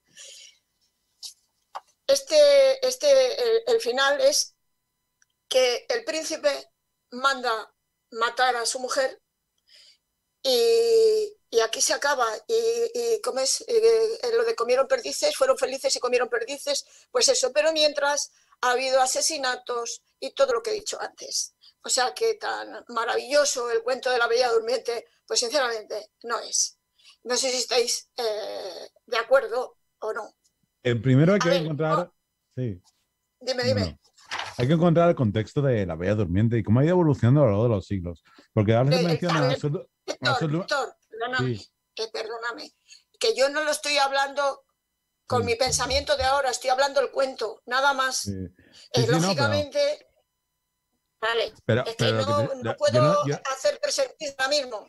Yo tampoco estoy criticando el cuento, ¿vale? Porque yo lo que quería comentar es que el cuento de Bella Durmiente, aunque solo en Luna Italia mucha gente lo vende como la primera Bella Durmiente, la Bella Durmiente realmente viene del Perceforés, que era un cuento, era un libro con cuentos artúricos del siglo XIII-XIV, donde ya se expone una especie de Bella Durmiente, y posiblemente, si nos vamos más atrás en la historia, no todo reciente, pero alguna vez lo comentamos por aquí, si nos vamos a la historia, encontraríamos versiones anteriores de la Bella Durmiente. Y curiosamente, la Bella Durmiente eran 2 enamorados, y un enamorado sufre una serie de traspieses, sufren unos encantamientos, etcétera, y van a pedir consejo, no a la Virgen, no a Dios, no a nadie, va a pedir consejo a las 3 diosas, a Venus entre ellas, porque eran diosas procedentes de la época romana, procedentes de una época anterior, que la Iglesia tampoco le gustaba y de alguna manera se borraron, y esas historias evolucionaron también por el tema de que la Iglesia borró a muchos dioses que eran mitológicos, como Venus, etcétera. Venus es la que le dice a Troilus, cuando la joven Celandín está durmiendo y está encantada, que la iba a besar, pero no surge efecto el beso para despertarla, y lo que hacen es, le dice Venus aparece y dice, estás con la chica que amas, y le deja de caer. Y ahí es donde viene el contacto sexual, ¿no? Pero es una historia totalmente diferente, y es de donde procede y luego se modifica. Entonces hay que entender un poquito cómo ha evolucionado la historia y cómo ha ido evolucionando y cómo se ha ido concertando diferentes arquetipos en cuentos que eran de otra manera totalmente diferente. que hay muchas variaciones de quién lo escribe, quién lo ha vuelto a reescribir, y lógicamente yo he cogido una de las muchas que hay, yo he cogido una. Hay otras que son todavía más crudas, ¿eh? Hay otras que son todavía más crudas y yo he cogido una, bueno, pues digo, voy a coger esta, que así es cortita y la he reducido más. Pero otro día hablamos de la Bella Durmiente, pero en condiciones un solo programa, porque podemos hacer 1000 Bellas Durmientes, como en todos los cuentos. Claro, lógicamente. Lo que sí he querido matizar es que dentro de ese cuento que he narrado muy cortito y muy reducido, hay infidelidades, hay asesinatos, etcétera, etcétera. Eso es a lo que voy yo, con el tema de los famosos cuentos. Ni más ni menos. Lógicamente, luego hay 50 redacciones distintas de los cuentos y cada una a su forma. Uno lo aumentará más, otro será más. Lógicamente Disney lo dulcificó mucho, llegó el príncipe, le dio un beso y se despertó y fueron felices y comieron perdices. Fueron felices de otra manera, es lo único que estoy diciendo. Lógicamente muchas versiones hay. Iván, una que estaba todo el día entre cenizas. La Cenicienta. Pues sí, a ver, darme un segundito. Ya, a ver, la Cenicienta, pues la verdad es que la Cenicienta, yo creo que Olga ha explicado muchísima simbología también de los cuentos y por supuesto que correspondía también a la Cenicienta de los Grimm, ¿no? Pero hablar de esa Cenicienta de los hermanos Grimm es hablar de una más, de esas 500 versiones que existen sobre el cuento, y hay 500 versiones documentadas, ¿no? Pero se dice que hay hasta más de 700 versiones de la Cenicienta, fijaros, ¿eh? Por lo tanto, más que hablar de una historia de los hermanos Grimm o una historia en general o de una Cenicienta, se trata de un paradigma moral y cultural, ¿no? Que ya lo habéis comentado ahí, que sobre todo se ha ido reescribiendo pues con esos matices folclóricos y antropológicos de cada lugar, ¿no? Y de cada momento, sobre todo. Momento y lugar, pues han confeccionado pues esas multitudinarias cenicientas, ¿no? Y por supuesto han ido evolucionando, y algo que para mí parece que es muy importante, pues y que lo he comentado antes, que han ido quebrando en cierta medida la verdadera simbología del cuento, ¿no? Porque no nos quepa la menor duda, las adaptaciones de las distintas versiones lo que hacen es cambiar esa enseñanza original, cambian ese arquetipo, el paradigma, etcétera, etcétera, ¿no? Pero bueno, la Cenicienta en sí, pues es un cuento que transmite y simboliza enseñanzas y enseñanzas relacionadas sobre todo con lo que todos conocemos, con la humildad, ¿no? Y con la bondad, la sinceridad, la generosidad, pero también está la envidia, está el engaño, el egocentrismo, el orgullo, ¿no? El egoísmo, esa soberbia de la madrastra y de las hermanastras, ¿no? La opresión, ¿no? Fijaros que esta es una palabra clave, que ahora estamos viendo, la opresión que tenía una persona, que tenía en este caso la Cenicienta de sus hijas y de sus hermanastras y de su madrastra, ¿no? Pero bueno, aún así la Cenicienta está considerada como un cuento de hadas, ¿no? Para mí no es tan cuento de hadas, pero claro, como meten ese elemento del elemento mágico, en algunas de las versiones un hada y en otras versiones ahora comentaremos otra cosa, porque en los hermanos Grimm, que es la que voy a detallar, no está el hada como tal. Bueno, pues la han considerado como un cuento de hadas, pero para mí es más que un cuento de hadas, ¿no?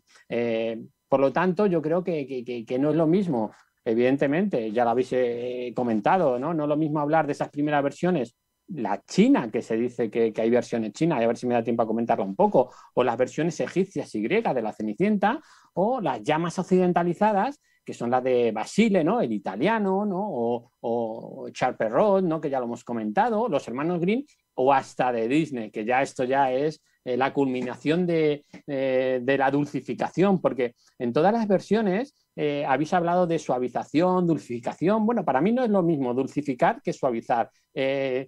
Disney lo que hace es dulcifica una historia y la vuelve una historia sentimental, una historia donde en el fondo pues todos son buenos, triunfa el amor, etcétera, etcétera. Y la suavización es lo que hace quizás algunos otros autores, ¿no? Que lo que hacen es suavizan elementos, digamos, un poco más gore, más transgresores, elementos un poquito más violentos, los suavizan eliminándolos, ¿no? Y esto es lo que hacen otros autores. Con lo cual, las historias de la Cenicienta, hay historias dulcificadas, como son la de Disney, o historias suavizadas. Y, por supuesto, la historia de los hermanos Grimm es la menos suavizada y la menos dulcificada de todas. Aunque, ojo, que Basile también tiene elementos un poco que ahora comentaremos que chocan, ¿no? Para que no haya leído la historia. Pero bueno, todas las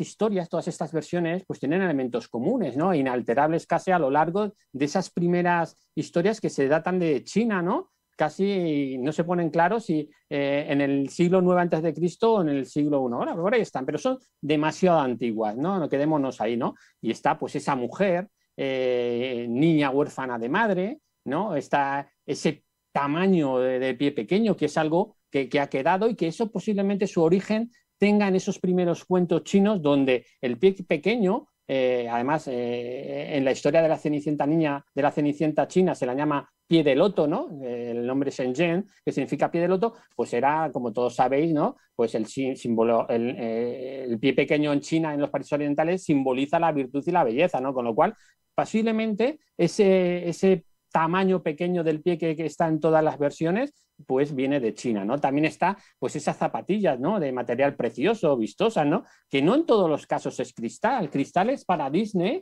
y cristal es para Perrault, y posiblemente por un fallo de las traducciones, ¿no? Porque hay una palabra que es vert, que es en francés, que es cristal, vert, pero también hay una palabra que se pronuncia prácticamente igual y es una especie de cuero tratado, ¿no? Con lo cual, fijaros que ya hay una investigadora española que ha dicho que las primeras traducciones de Perrault llevaban este error de cristal, sin embargo, por cuero tratado, ¿no? Y es lo más lógico, porque un zapato de cristal, pues siempre es más...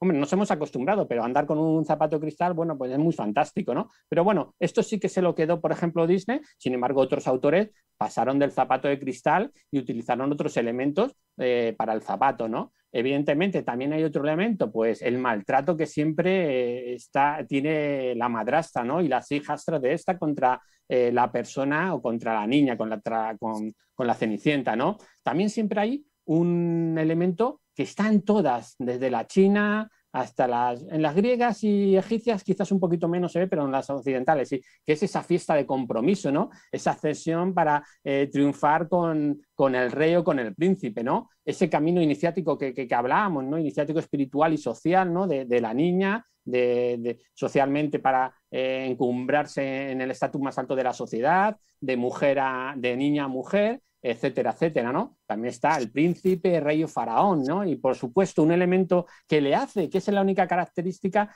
que le hace considerarse como cuentos de hadas, ¿no? Pues esos elementos mágicos, esos elementos protectores sobrenaturales, que en unos casos es el hada, en otros son animales, en otros son fantasmas, en otros son árboles y en otros son, como en la China, una raspa de un pez, ¿no? Pues sí, está ahí, la raspa del pez es ese elemento fantástico, ese elemento sobrenatural y protector que hace que la niña pues, pueda disfrutar de esos vestidos y al final acudir a esa fiesta. Bueno, pues es evidente, pero que hablando de la Cenicienta de los hermanos Grimm, podemos decir que se trata de la historia más macabra y más gore, ¿no? De todas las versiones existentes, aunque sinceramente, bueno, no es la única, como ya comentaremos, ¿no? Durante el proceso del príncipe para probar el zapato perdido por la Cenicienta a todas esas jovencitas, ¿no? De su reino, bueno, pues los hermanos Grimm, tanto en la primera hermana como en la segunda, al no poderse calzar ese zapato y azuzados, eso sí, por su madre, en el caso la madrastra de Cenicienta, pues una se corta el dedo gordo y otra se corta el talón respectivamente porque no entraba en el zapato, ¿no? Y al final, ¿cómo son descubiertas? Pues son descubiertas o descubren el engaño por la gran cantidad de sangre que salía del zapato. Bueno, pues eso es un momento gore, ¿no? Y eso es el que digo que muchísimas versiones lo suavizaron, ¿no? La suavización de este elemento, pues se introdujo simplemente que se calzaba en el zapato, no le entraba, bueno, pues que venga la siguiente, ¿no? Bueno, pues esa es la dulcificación, ¿no? Perdón, la suavización de este elemento. Bueno, también, igualmente en la boda de Cenicienta de los hermanos Grimm, pues los pájaros sobrenaturales que habían ayudado a Cenicienta para poder tener ese vestido, poder ir a la fiesta, etcétera, etcétera, bueno, pues finalmente recompensan, y digo recompensa entre comillas, la maldad que habían tenido las hermanastras. ¿Cómo la recompensan? Pues sacándolo a los ojos, las sacan a los ojos y las condenan pues a una ceguera de por vida. Bueno, pues también esto es un cruel, porque en medio de una boda, o sea, en medio de la boda, de entrada y la salida, pues justo los pájaros atacan a las hermanastras, perdón. Bueno, pues es un momento gore que para una película, a lo mejor escrito, pues no está expresado con tanta, bueno, pues con una expresión, digamos, con mucha hazaña. Pero en una película, fijaros cómo debería ser esa escena, ¿no? Hacer una película de la Cenicienta de los hermanos Grimm, no sé si lo habrá, pero debía ser prácticamente escenas gore, ¿no? Tanto la de cortarse el dedo con un cuchillo, ¿no? Como la de los ojos que lo sacan los pájaros, ¿no? Bueno, pues son dos elementos que están dentro del cuento de los hermanos Grimm, bueno, pues que son un poco más macabros que los habituales. Pero ojo, no nos olvidemos que en la versión de Basile de 1634, ¿no? Anterior a la de los hermanos Grimm, la Cenicienta mata a su primera madrastra, ¿no? Y la mata partiéndole el cuello con la tapa del baúl, ¿no? Instigada por su nodriza. En este cuento de Basile, realmente, como en todas, ¿no? Era una familia feliz, pero muere la madre y entonces se casa el padre con una mujer, ¿no? En este caso, pues esta mujer no trataba demasiado bien a Cenicienta y, hostigada a Cenicienta por la nodriza, pues decide matarla. La matan a esta primera madrastra, con lo cual posteriormente convence además Cenicienta para que su padre se case con esta segunda madrastra, que es la nodriza, ¿no? Que sí que es ya la que se convierte en la típica madrastra cruel y violenta y junto a su hija contra Cenicienta. Pero aquí Basile tiene una imagen de Cenicienta que no es cándida, porque realmente hay un asesinato, ¿no? No es cándida, aunque realmente también esta candidez ponen en los puntos suspensivos porque deja muy claramente que Cenicienta sufre malos tratos, ¿no? Y es uno de los elementos y de lo que quiere expresar Basile en este cuento, ¿no? Los malos tratos que sufre Cenicienta, con lo cual, aunque sufre malos tratos y no es tan cándida como en otros cuentos, realmente sí comete pues ese asesinato, ¿no? Y bueno, pues gore también en los hermanos Grimm no hay mucho más, ¿no? Pero evidentemente sí que hay elementos significativos que no contienen otros cuentos, ¿no? De otras versiones, mejor dicho.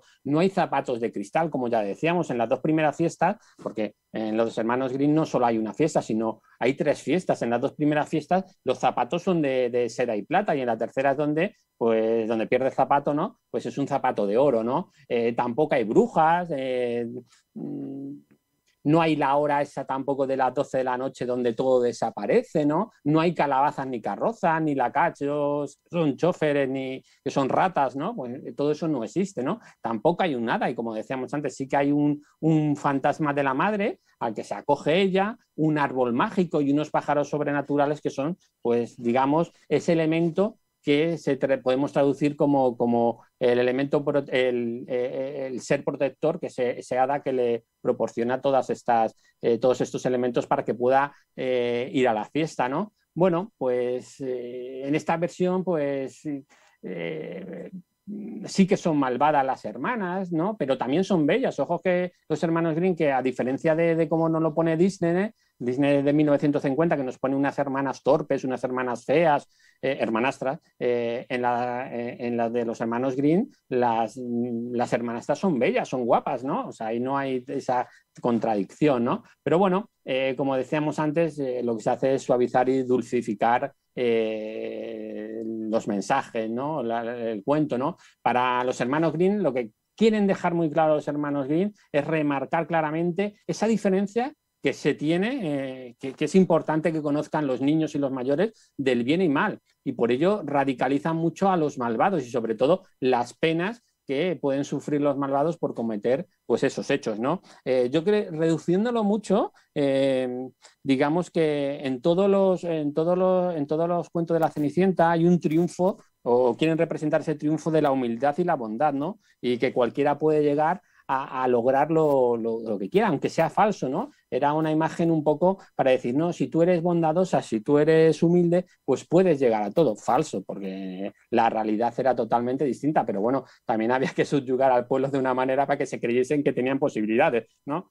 ¿Qué posibilidades tiene una niña de esos? Porque fijaros algo importante, si no tienen un protector, esas niñas jamás hubiesen llegado a conquistar al rey, ¿no? Necesitaban ese elemento mágico, ¿no? Con lo cual, pues bueno, pues en realidad era una forma de, ¿cómo lo diría? De que la gente, de que el pueblo llano llevase mejor pues esa vida a la que estaban abocados y sabían que no podían llegar a más, pero bueno, esto le daba unas ciertas esperanzas de que si eran de una manera determinada pudiesen conseguirlo, ¿no?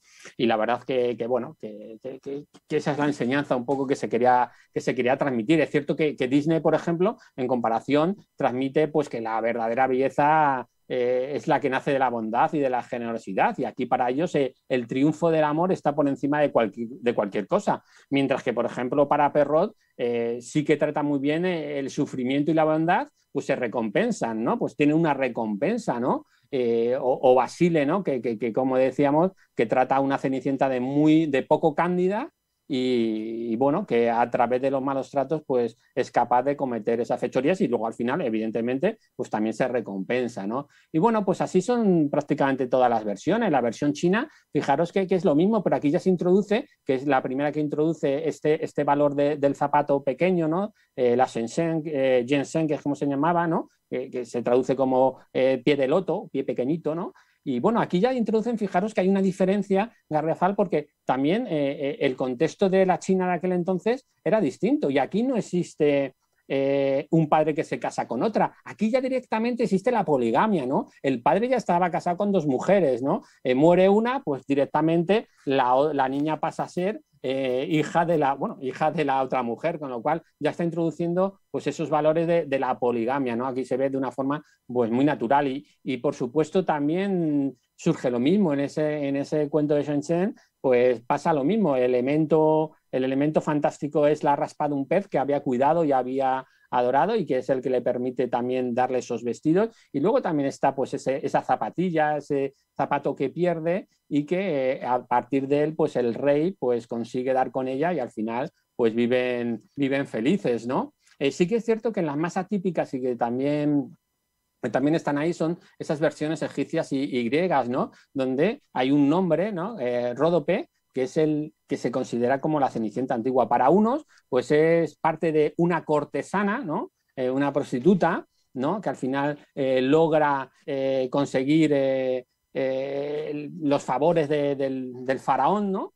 Y para otros es una esclava griega que también es vendida a Egipto, y aquí, bueno, pues se vincula también con ese celo que tienen las demás esclavas por su belleza y al final ella va consiguiendo pues igualmente conquistar al faraón y lo conquista de la misma manera, ¿no? Pierde un zapato, en este caso el elemento no lo pierde como tal, sino que hay un elemento mágico que es el águila o el halcón para otros que lo hacen conectar con Horus, ¿no? Y entonces pues esa zapatilla robada llega al faraón y el faraón pues finalmente pues en un palacio la encuentra de cortesana y el amor pues al final es el que manda, ¿no? Y al final pues toda la historia acaban siempre o bien casándose con el rey, con el príncipe, con el faraón, o siendo una de las cortesanas del propio rey, ¿no? Y bueno, en las griegas sí que Herodoto o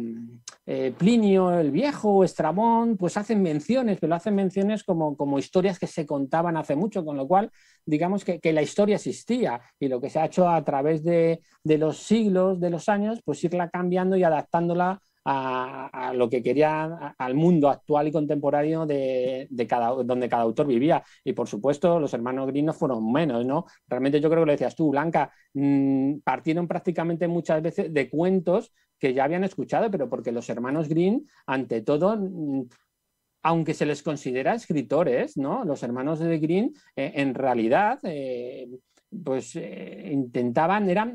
empezaron como bibliotecarios, ¿no? Es curioso, ¿no? Y eran profesores universitarios y filólogos, ¿no? Y lo que hacían es estudiar prácticamente todos los escritos para intentar reconstruir el sentido original más fielmente. ¿Lo consiguieron o no? Pues no lo sé, pero desde luego eso es lo que intentaban, ¿no? Intentaban coger todas las ideas, esas investigaciones culturales, antropológicas, y bueno, pues al final intentaron adaptarlo y bueno, por supuesto, como lo decías ahí, lo adaptaron también pues al momento actual, ¿no? Y al momento de la iglesia, ¿no? Pues había cosas que se tenían que no se podían decir y no se decían, entonces pues los iban cambiando. Y eso es un poquito el cuento ese de los hermanos Grimm, que no deja ser otra versión más, sí que es cierto, más gore, más violenta, quizás más realista, pues no lo sabemos, es una más de tantas otras.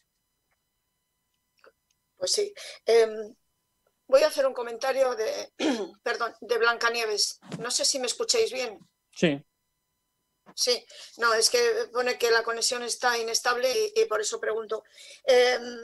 Blancanieves, malvada bruja, que yo creo que viendo lo que he estado leyendo, creo que no era una madrastra, era su madre. Comida por los celos, la envidia, también los malos que tuvo Blancanieves, vejaciones, llegó hasta tal punto que lógicamente quiso asesinarla. Según Disney, por ejemplo, lo al cazador, era un cazador, o me parece que era un cazador, no lo recuerdo bien, era el corazón. Según los hermanos Grimm, el corazón pidió también los hígado. No sé si es que quería hacer trasplantes, ya es que no lo entiendo, porque madre mía, la descuartizan y ya está, y se quedan tan a gusto. Bueno, a lo que voy. No voy a contar el cuento porque ya se sabe. Lo que sí voy a comentar es que los hospitales están ahí en ese cuento. Están con los enanitos. Voy a decir los nombres normales, los nombres reales no los voy a decir porque para mí son impronunciables, lo digo ya de antemano. Por ejemplo, Gruñón representa la ira. Dormilón representa la pereza, la pereza. Doc es la soberbia. Tontín, que ya no me acuerdo quién era Tontín, pero bueno, era uno de ellos, representa la lujuria, porque además, si os dais cuenta, en el cuento además de Disney, siempre se pone para que Blancanieves le dé el beso cuando se está despidiendo de ellos, y se pone varias veces en la fila para que le vuelva a besar, ¿no? Feliz es la gula, es el más gordito de todos. El tímido es la envidia. Y otro que es estornudo es la avaricia. Esto me llama la atención, lógicamente, porque es verdad, representan los 7 pecados capitales, que en un principio eran 8, pero luego lo quitaron, ya no me acuerdo cuál fue el 8º, lo tenía por ahí apuntado, pero no sé dónde está, pero lo convirtieron en 7. Héctor, después de haber contado ya los pecados capitales, vamos a ir con otros pecados, porque Caperucita Roja tiene mucho asunto, mucha tela que cortar, Tiene tela. Blancanieves también, y también se puede hacer un día un especial porque hay versiones para dar y tomar, hasta alguna española. Si no, no nos da tiempo, sí. Si no da lo he querido resumir porque no da tiempo. Efectivamente, ¿no? Vamos a ver, Caperucita Roja. Es cierto que Caperucita Roja, la mayoría, sobre todo de pequeños quizás, hemos conocido más el cuento de la Caperucita Roja de los hermanos Grimm, que es probablemente el más dulcificado de todos, ¿no? Ahí en ese cuento de los hermanos Grimm lo que se dice es que una niña recibe un encargo de llevar una cesta a su abuela. Hay diferentes versiones, aunque bueno, en principio lleva una cesta a su abuela enferma que vive en el bosque, le advierte que no hable con desconocidos, o no, según la versión, pero por el camino se encuentra un lobo y se para a hablar con él, dando detalles de lo que va a hacer. Sí. Dime. Héctor, perdón, discúlpame, es que Fermín se tiene que marchar. Quiero despedirle. Fermín, Sí. Nos vemos la semana que viene. Sí, nos vemos la semana que viene. Es que me han cambiado el horario del trabajo con el tema del sol, de la calor, que aquí hace mucho calor en Extremadura. Entonces, por la mañana te dan 5 horas para que estés hasta las 12, de 7 a 12, y por la tarde echamos 2 horas por la tarde en la playa pues para regar el césped, etcétera, etcétera. Y tengo que irme porque a las 7:30 se supone que tendría que estar allí, ¿sabes? Pues nos vemos la semana que viene y bueno, pues buenas tardes y gracias por estar aquí. Venga, buenas tardes a todos. Venga, Fermín, Abrazos. un abrazo. Hasta luego, adiós. Hasta luego.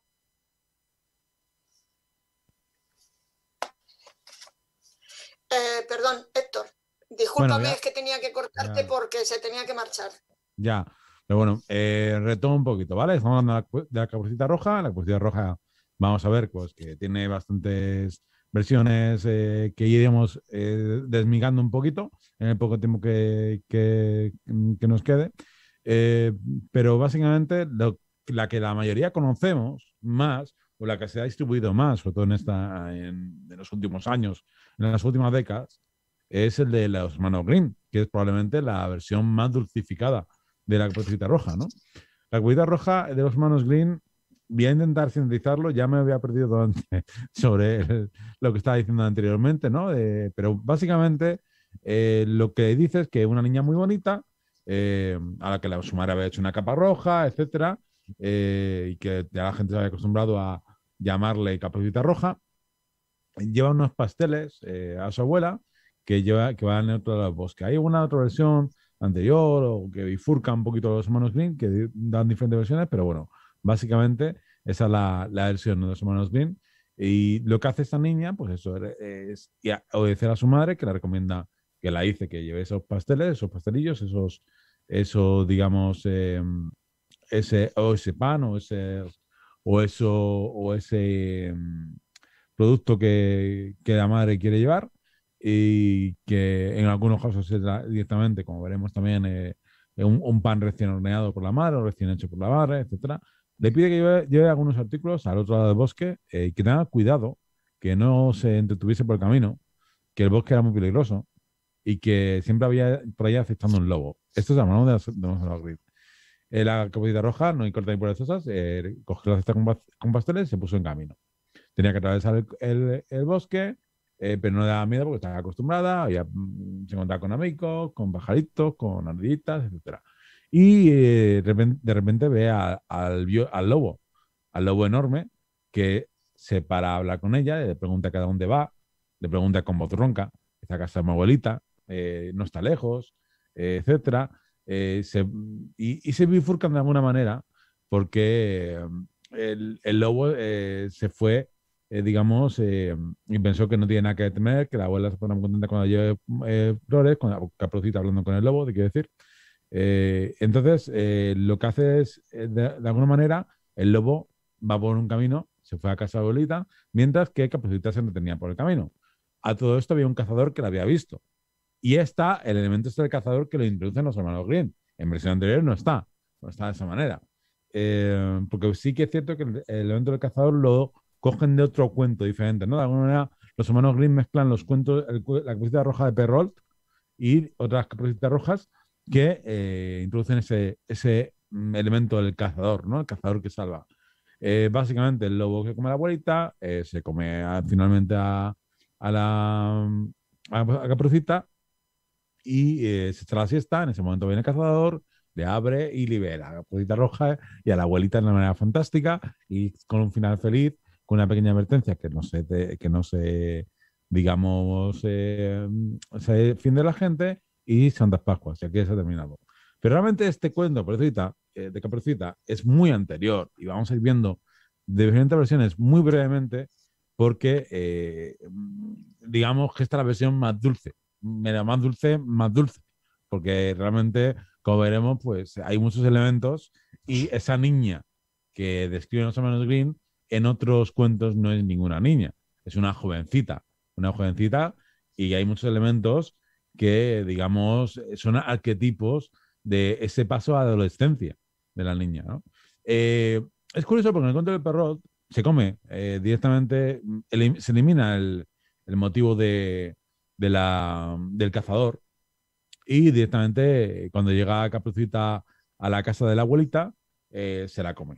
el lobo y punto pelota, y ahí se acaba la historia. Hay una especie de colorario de propio Perrault, en la que dice que vemos como los niños, y sobre todo las niñas bonitas y elegantes y graciosas, escuchan a cualquiera, y no es nada extraño que algún lobo se le coma a tantos. Digo lobo porque no todos los lobos son de la misma calaña. Los hay de moda, los hay dulces, los hay feroces, los hay malvados.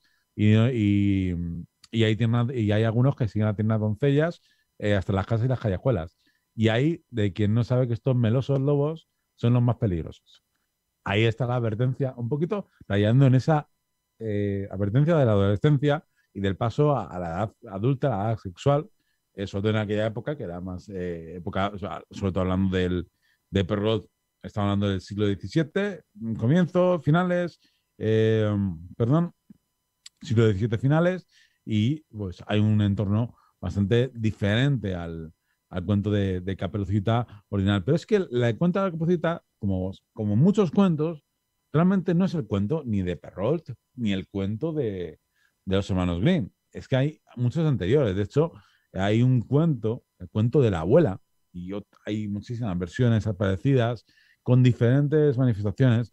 Hay un cuento de la abuela que procede de alguna manera de Francia, Italia, etcétera, y de alguna manera esa niña, esa Caperucita Roja, esa no tan niña más bien, pero bueno, ya más bien una adolescente, ¿no? Depende de cómo veamos las versiones, lo maquillan de una manera u otra, pero es más bien una adolescente en ciernes.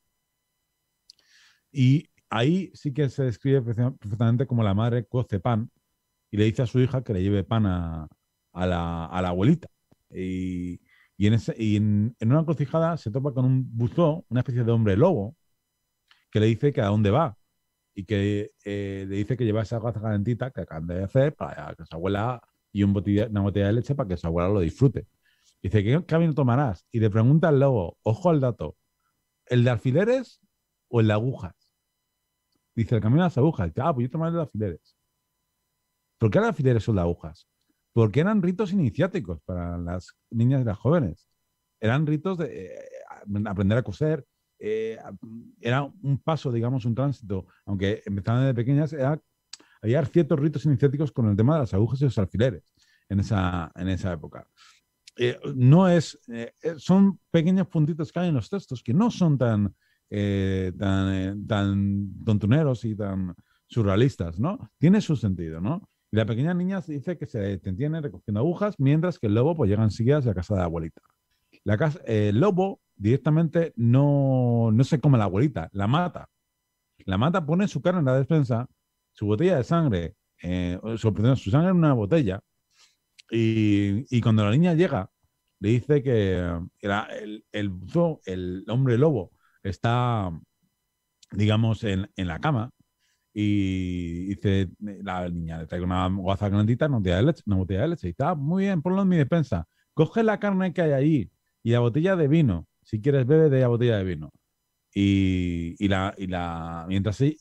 aparece otra vez un elemento parecido al que comentaba Blanca anteriormente de otro cuento, que aparece un gato hablador que dice, qué puerca, se está comiendo la carne de su abuela y está bebiendo su sangre.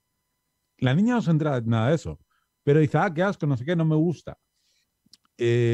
Pasado de ese momento, le dice el lobo a Caperucita, a ese lobo, ese hombre lobo, ese buzú, devístete, mi niña, y échate aquí a mi lado. Dice, ¿dónde dejo el delantal? Dice, tíralo al fuego, ya no lo necesitarás. ¿Dónde dejo el corpiño? Tíralo al fuego, ya no lo necesitarás. ¿Dónde dejo el vestido? Tíralo al fuego, donde no lo necesitarás. ¿Dónde dejo las largas medias? Largas medias, no estoy hablando de una niña, estoy hablando de una adolescente. ¿Dónde dejo las largas medias? Tíralo al fuego, no las necesitarás. Y ahí se produce la conversación parecida a otras conversaciones que decimos de qué ojos tan grandes tiene, etcétera, ¿no? Abuelita, qué peluda es, no, así no paso frío. ¿Qué uñas tan largas? Así me rasco mejor. ¿Qué hombros tan grandes? Así puedo cargar más leña para el fuego. ¿Qué nariz tan grande? Así puedo oler mejor mi tabaco. Etcétera, etcétera, ¿no? Hay una serie de elementos en los que muy parecidos a otros, pero al finalizar hay un momento que la niña dice que se ha puesto mala, que la deje salir. Hay otras versiones parecidas que dice que quiere ir al baño. Y en ese momento, que es más parecido, yo creo que la traducción aquí es más correcta. Y la niña va, el lobo la ata, o el hombre lobo, en este caso la ata con una especie de lana. La niña se desengancha de la lana, la ata a un árbol y se escapa. Y se escapa y está, y además luego le pregunta, ¿y estás haciendo mucho? ¿Estás cagando? Y cuando ve que nadie le responde, va detrás de ella. Pero la niña ya había llegado a su casa y cerraba la puerta de sí para quedar a salvo. Este cuento, este relato era que se fue recogido hacia el año 1885, posterior, no Grimm, pero que procede de unos folclores hablados más digamos, quizás antiguos o demás, pues procede de toda una serie de cuentos alrededor o de relatos orales que se han vertebrando a partir de este tipo de relatos, ¿no? Este relato de la Caperucita Roja en la clasificación Naomi Thompson es el 333, que, bueno, más allá de lo que queramos hablar de en plan numérico, ¿no? Numerológico, es una estratificación en la que hay muchísimos cuentos. También está el cuento de Bravo Azul, es un cuento también parecido, el de Rapuchingo. Bravo Azul es un hombre que expone el cuerpo similar a sus esposas o que las seduce, las mata, etc. Hay toda una serie de contenido, como La Bella Durmiente, que también tiene mucho contenido muy al respecto, son arquetípicos, son violentos, sí, pero como estamos viendo, todos estos vienen de raíces anteriores y vienen de un momento histórico anterior. Y particularmente la Caperucita Roja podemos encontrar dos franjas, digamos, que posiblemente se cruzaron para originar el cuento original. Y una es la franja escandinava, la franja nórdica, en la que Freya, y que no sepa quién es Freya era una diosa del Olimpo, digo del Olimpo, nada, una diosa de la mitología escandinava, una diosa nórdica a la que muchos dioses le tenían miedo, y que esa diosa también tenía una capa, en este caso era una capa con plumas de halcón, y esta diosa nórdica, hay algunos de sus relatos que, digamos, linda un poco. De hecho, ese ojos tan grandes tienes, ¿qué ojos tan grandes tienes? Eso muy probablemente procede de un cuento, de una leyenda de Frilla, en la que, por cuestiones que no voy a relatar, porque si no me expandería mucho en toda la leyenda. No, te quedan 2 minutos. Lo clavo. Thor y Loki se disfrazan de mujer para ir a recuperar unos artefactos, y en ese momento le dice, porque quiere casarse otro personaje de ese folclore con Freya. Entonces Freya dice que no, que ni de broma, y van Thor disfrazado de novia allí para engañarle y conseguir recuperar su artefacto. Y en ese momento le dice, oye, qué ojos tan grandes tienes, ¿no? Y ese ojos tan grandes está en esa mitología escandinava muy relatado y se menciona mucho. Además hay diversos matices, como que la diosa Freya, la diosa de la fertilidad, y aunque muchos lo dicen que la capa roja por la menstruación, bueno, en parte sí, pero más bien por la fertilidad, es como un símbolo, es un arquetipo. Y el arquetipo de la fertilidad era Freya, pero Freya fue sustituida por, como hemos dicho antes, por la Virgen María. Freya era una diosa fuerte, una diosa que le temían los otros dioses, y una diosa que era capaz de guerrear y de batallar, porque era también una diosa de la guerra y demás, y era capaz de acostarse con 5 enanos por un collar también. Entonces, era una diosa que no era pura y casta como la Virgen María, digamos que no es una diosa, pero el patriz que se da así, pero es una diosa curiosa. Pero también, como en esta, igual que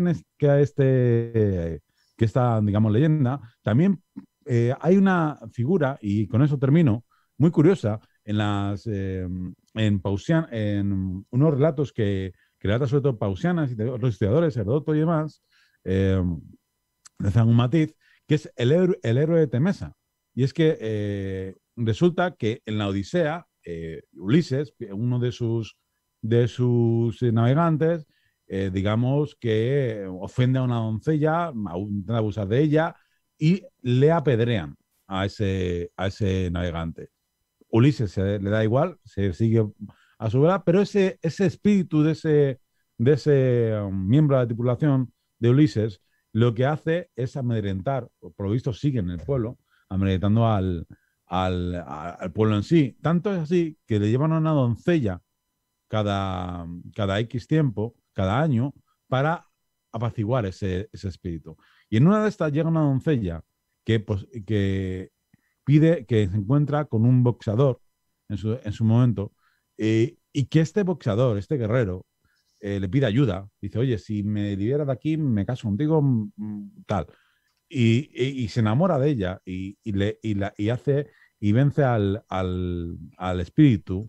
Y ese espíritu, curiosamente, según relata Pausanias, que está por ahí, se puede ver los textos, era un espíritu que tenía una piel de lobo, que era cubierto con una piel de lobo. Bueno, espíritu no, pero está cubierto por una piel de lobo. Entonces vemos aquí muchas semejanzas, ¿no? No va a atravesar el bosque, pero va directamente al peligro para apaciguar. Entonces, vemos cómo posiblemente se han ido entremezclando diferentes relatos, diferentes historias a lo largo de los siglos para generar esto, porque estamos hablando, evidentemente, este relato de Pausanias es muy anterior pero siglos y milenios anterior al relato digamos, de los hermanos Grimm y demás. Por lo tanto, vemos que hay un hilito que se va estirando y se va modificando, ¿no? Pero que el relato original es muy diferente de los relatos que se han ido generando. Hablamos de un elemento que está cercano a Odisea. Entonces, ahí, a partir de esos relatos que recoge Pausanias, que es un geógrafo, pues vemos cómo de ahí se tira y se va estirando y se va generando la historia. Sí, perdóname, pero es que tiene que hablar David y no le va a dar tiempo. Lo siento. Sí. No, ahí está. Vale. Quería comentar que Perrault previene a las jóvenes francesas con este cuento contra los seductores que buscaban aprovecharse de ellas, pero también lanza advertencias sobre la necesidad de ser más comedidas y de frenar de alguna manera los instintos sexuales, ya que en la Francia de entonces en el mundo cortesano había un exceso de promiscuidad en el tema sexual, ¿no? Y además quiero leer este pequeño verso que Perrault al final de este cuento escribe. A ver si lo leo bien, que es muy cortito. Dice, aquí vemos que la adolescencia, en especial las señoritas, bien hechas, amables y bonitas, no deben a cualquiera oír con complacencia. Y no resulta causa de extrañeza ver que muchas del lobo son presa. Y digo el lobo, pues bajo su envoltura no todos son de igual calaña. Los hay con no poca maña, silenciosos, sin odio ni amargura. Que en secreto, pacientes, con dulzura, van a la saga de las damiselas, hasta las casas y en las callejuelas. Mas bien sabemos que los zalameros, entre todos los lobos, son los más fieros. Me ha resultado gracioso el verso este que escribe en el cuento, al final del cuento Perrault. David. Sí, lo he mencionado antes, pero está bien, lo has matizado bien y lo has dicho entero. Lo he dicho entero, pero ¿me ha salido bien o no? Sí, muy bien. Venga. Vale. David, que si no hablas. David, el flautista de Hamelin, por favor, las ratas, los niños, ¿qué eran? A ver, cuéntanos. Vale, el tiempo que me dé, bueno, el flautista Hamelin es un clásico de los cuentos de la infancia y sobre todo el folclore alemán. Sí, como hemos comentado, muchos de estos cuentos han sido recopilados por los hermanos Grimm, pero también aparecieron en escritos de otros autores, Robert Browning, von Goethe y otras referencias a la cultura popular, porque al final estos cuentos beben de muchas fuentes y lo que he comentado y han comentado los compañeros, los hermanos Grimm solo realizaron eso, una recopilación de todos estos cuentos de diferentes folclores, pero sobre todo viene del alemán, porque hubo un grave problema de ratas, parece ser que fue verídico en Hamelin, que está en el río Weser, lo he hecho comentado en Alemania, y en pues es una plaga de ratas, pues se comían todos los alimentos, por ejemplo, como el maíz, el trigo y el pan, y pues eso, el pueblo estaba un poco desconforme y bueno, intentó buscar un tipo de solución, sobre todo el alcalde del pueblo, anunció un premio de unos 1.000 florines de oro a cualquier persona que pudiera ahuyentar a las ratas de la ciudad. Y en esto que apareció al día siguiente un hombre misterioso y afirmó que él iba a ser el cazador de las ratas y prometió deshacerse de todas ellas.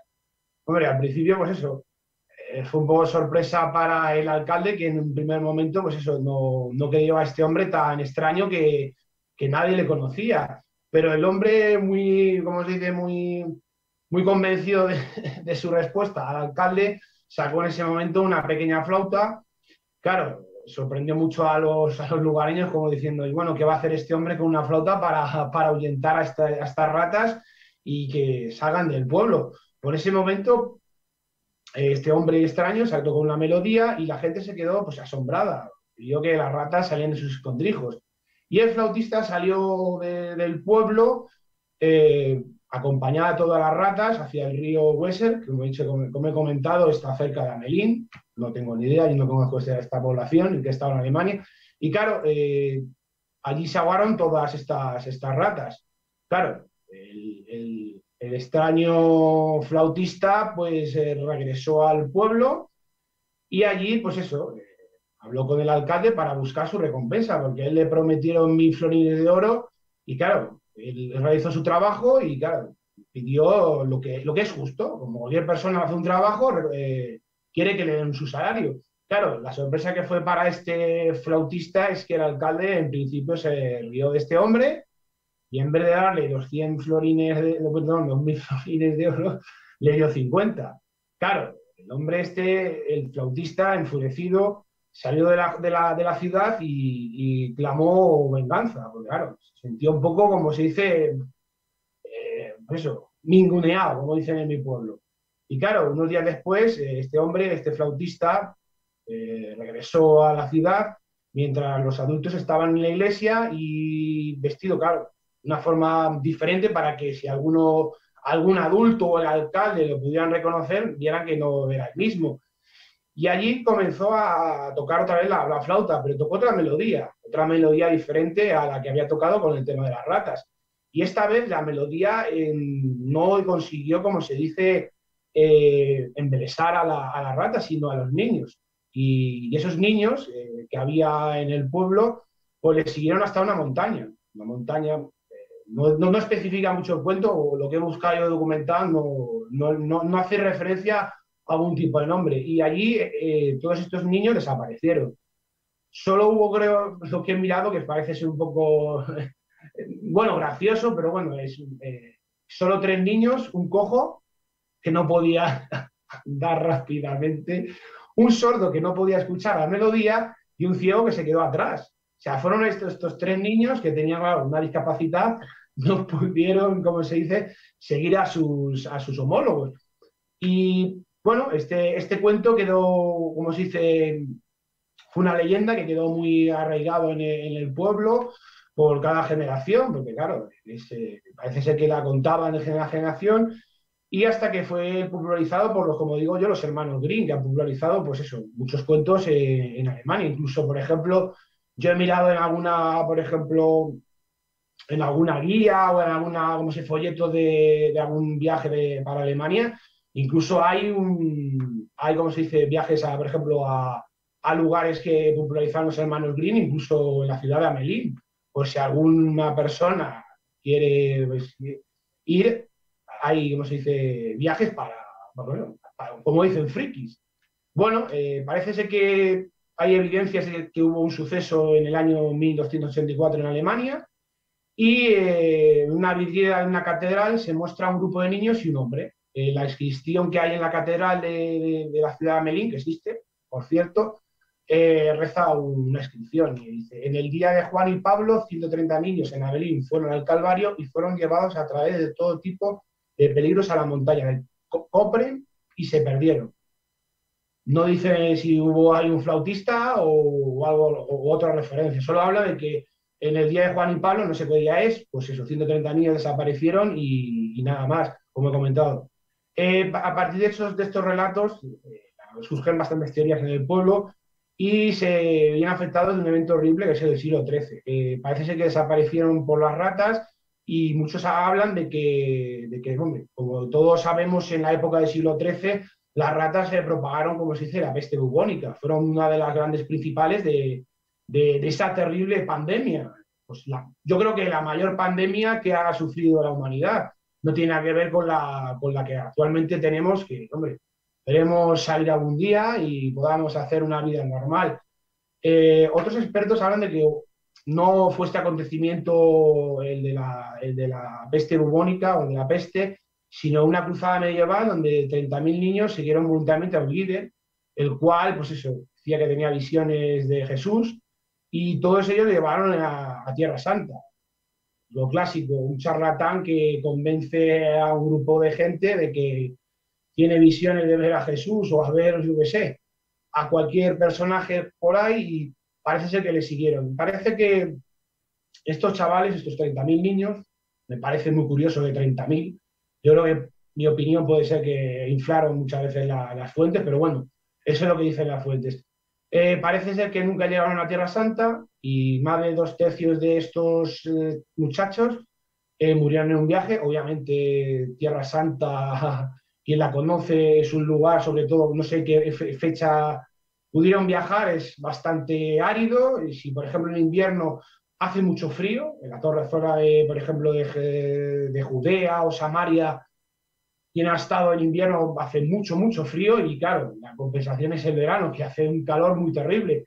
Y claro, sin tipo de agua o de alimento, caes, como se dice, como los chinches.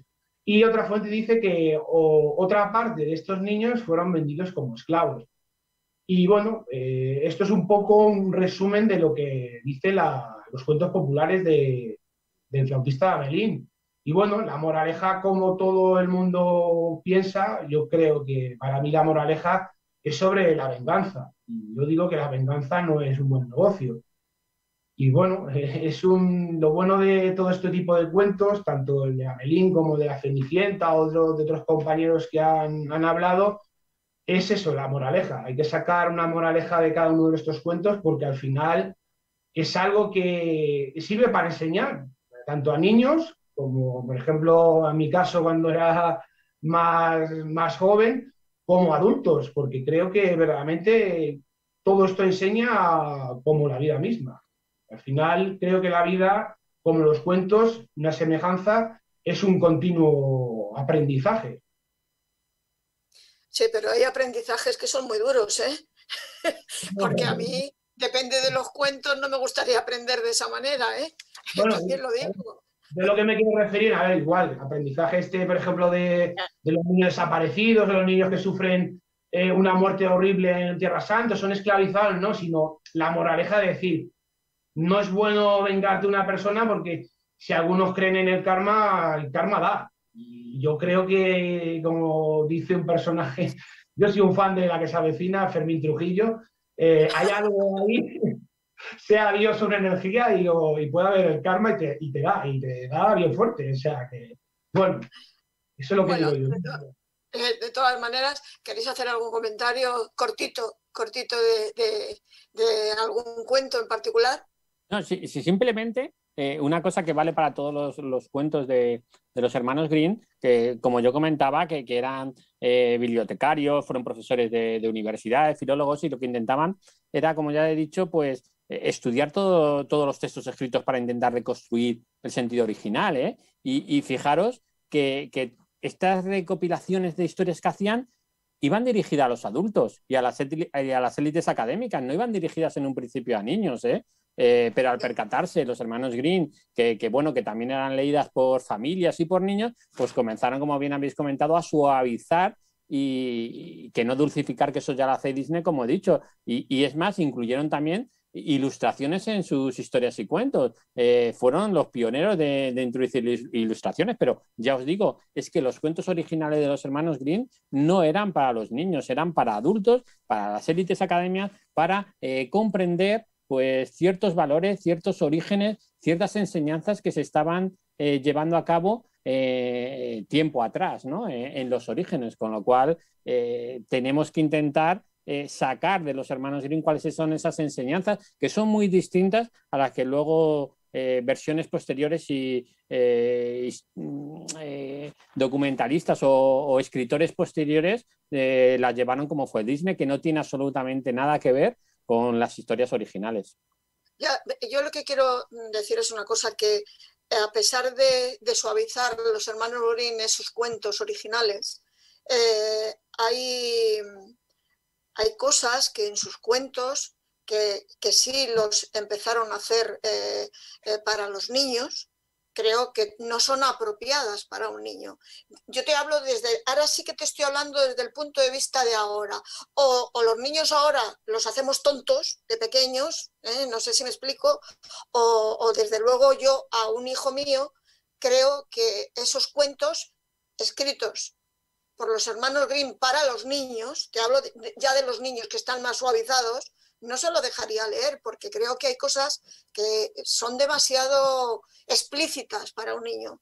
Pero como que, por ejemplo, niño, como que, por ejemplo, estamos hablando de 1812. Los niños que hoy consideramos de 12 años no son los niños de 12 años de antiguamente, ¿eh? Ojo. No, ya lo sé. Ahora los niños de 12 años saben lepe, lepijo y sus 40 hijos, o sea que no. No, pero lo que quiero decir es que un niño con 12 años antes era un niño que ya estaba curtido en 1000 batallas y niños que posiblemente estuviesen trabajando en trabajos muy complejos, ¿eh? Ya no eran tan niños.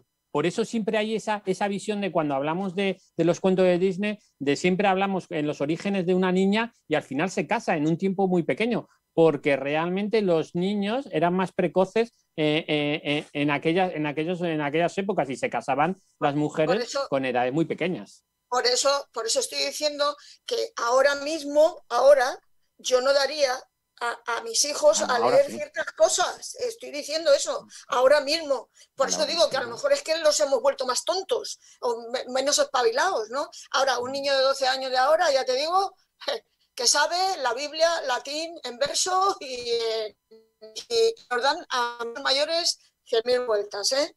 En aquel entonces, lógicamente, estaban curtidos de otra manera, a base de trabajar, a base de pasar penurias, pobreza y mucha necesidad.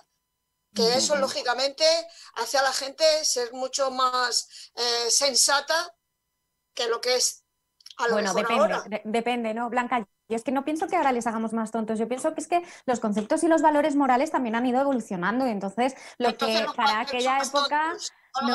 No, lo que pasa es que para aquella época no eran valores actuales de que ahora tenemos, pues en aquella época eran cuestiones que eran comunes en los cuentos. Por ejemplo, no sé, pues llenar a un lobo la barriga de piedras, ¿no? Abrirle la barriga, cosas así. Eso ahora es impensable. ¿Por qué? Pues porque ahora tenemos valores como proteger a los animales, cuidar a los animales, no ser agresivo con los animales. Entonces a un niño de ahora no se le ocurriría ver eso como un acto habitual. Sin embargo, en aquella época esos valores morales no existían, eran otros diferentes. Entonces, no es cuestión de que ahora sean mejor o más tontos, es cuestión de que los valores han cambiado, son distintos. Entonces, evidentemente... No estoy comparando la sociedad de entonces con la de ahora. Estoy diciendo que esos cuentos, a lo mejor, ahora mismo esos cuentos normalmente tú se los compras a un niño con 5 años, 6 años, que está aprendiendo a leer. Ya ni con 7, porque lo que quieren son las tablets y los teléfonos móviles, ¿no? A lo mejor pues con 4, con 5, 6 años, estoy dando como máximo. Y lógicamente hay ciertos cuentos, he dicho ciertos cuentos. Yo he leído el cuento de Caperucita siendo muy pequeña y he visto que al lobo se le abría la barriga y se le llenaba de piedras y me parecía tan normal, ¿de acuerdo? Porque era un cuento. Pero yo te estoy diciendo otra serie de cosas, no precisamente el lobo y las piedras en la barriga, no, porque se sigue contando así ese cuento. Que yo sepa, no han cambiado los cuentos. Hombre, hace mucho que no leo cuentos tan actualizados de Caperucita, pero creo que siguen diciendo lo del lobo y que le tiran al río y se ahoga. Entonces, lo digo porque yo también me dedico a hacer los cuentos de los niños, es mi trabajo y veo que sigue la misma línea. pero hay ciertas cosas que yo he hablado de los cuentos que sí están en los cuentos de Grimm, que yo no se los daría a leer a un niño ni de 5 ni de 6 años, ahora, actualmente. Por eso, gran parte de los cuentos que hemos leído en nuestra infancia, de Caperucita, de la Cenicienta, de cualquiera de ellos, no eran de los hermanos Grimm en realidad. No, eran de otras versiones y otros autores que estaban, como hemos dicho, dulcificados o suavizados, y con otros elementos y con otras enseñanzas. Lo de los hermanos Grimm, yo creo que pocos jóvenes, pocos niños, mejor dicho, han leído, yo desde luego en mi infancia no lo hice, el libro original de los hermanos Grimm. Leíamos leíamos cuentos versionados.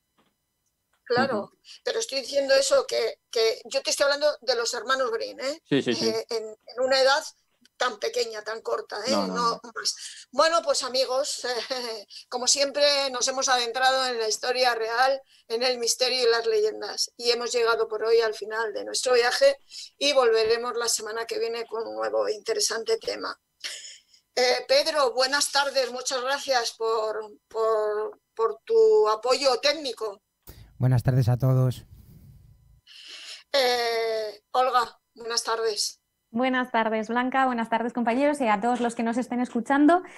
Un tema muy interesante, tragicómico, dramático. Hemos analizado, quizás las narrativas, la psicología y la sociología de aquella época, de un folclore muy interesante y que se recogió con un sentido histórico y que a nadie deja indiferente y seguro que a nuestros oyentes tampoco. Pues esperemos que hayan sacado sus conclusiones. Iván, buenas tardes. Buenas tardes, y con esta despedida me he acordado de ese tiempo, ¿no? Ese tiempo de la Cenicienta, que a las 12 tenía que se volvía ya normal, ¿no? Y nosotros es a las 8 de la tarde, ¿no? Y eso llevaba unos componentes, esa limitación de tiempo, pues es esa limitación que tienen todos esos seres mágicos, ¿no? Y superhéroes, si os fijáis, todos los seres mágicos y superhéroes tienen alguna limitación. En el cuento de Cenicienta es el tiempo, pero en cualquier duende, en cualquier superhéroe, en cualquier elemento, el ser mágico tiene una limitación. ¿Y por qué es esa limitación? Pues para diferenciarlo de Dios, porque si todos no tuviesen esa limitación serían Dios y por lo tanto sería una herejía. Por eso en todos los cuentos, todos los seres mágicos tienen limitaciones. Y la nuestra ha sido la limitación de las 8. ¿La de las 8? Oye, pues yo cuando tenía 15 años o 16, yo tenía que estar a las 9 de la noche en mi casa, no me dejaban. Claro, porque si no, tu padre se pensaba que te podías creer que eras toda una diosa y que podías hacer lo que te diese la gana. Sí. Y a ti hay que ¿cómo se dice? Atarte corto. Hay que atarte en corto porque si no, fíjate la que montas. Seguro. Buenas tardes, Héctor. Buenas tardes, noches, compañeros, oyentes y bueno, creo que es de nuevo un programa muy interesante en el que nos hemos adentrado un poquito en esa historia, sobre todo en esos motivos, en esa, como decía Olga, psicología y esos arquetipos un poquito muy perfilados, porque claro, evidentemente en el programa pues da tiempo a lo que da tiempo, pero creo que es interesante cuando leamos un cuento, más allá de un cuento infantil que pueda leer un niño, cuando leamos un cuento nos atengamos un poquito y llegamos más allá y veamos que hay toda una historia detrás de ese cuento que estamos viendo. Y colorín colorado, este cuento se ha acabado. Se ha acabado. David, buenas tardes. Buenas tardes, Blanca. Buenas tardes, compañeros. Yo la moral que le saco de este cuento, como he dicho, es del cuento que he contado yo, la del flautista Melín, es la venganza no es buena, prefiero buscar el amor, buscar una chica que me guste, una chica viajera, pero sobre todo, y lo digo por propia experiencia, nunca os venguéis de nadie, porque os digo por propia experiencia. Pues me parece bien. Bueno, iba a decir lo de colorín colorado, pero ya me has hecho el spoiler, Héctor, y ya no puedo decir. Y sin quererlo te lo he quitado. No, pues, mira, has hecho un pareado. Vamos de versos. Bueno, si deseáis dejar algún mensaje, podéis escribir al siguiente correo, misterios@clipradiotv.es, o por WhatsApp al 696-865-228. Gracias a Clip Radio TV por realizar este programa. Buenas tardes y muchas gracias por escucharnos.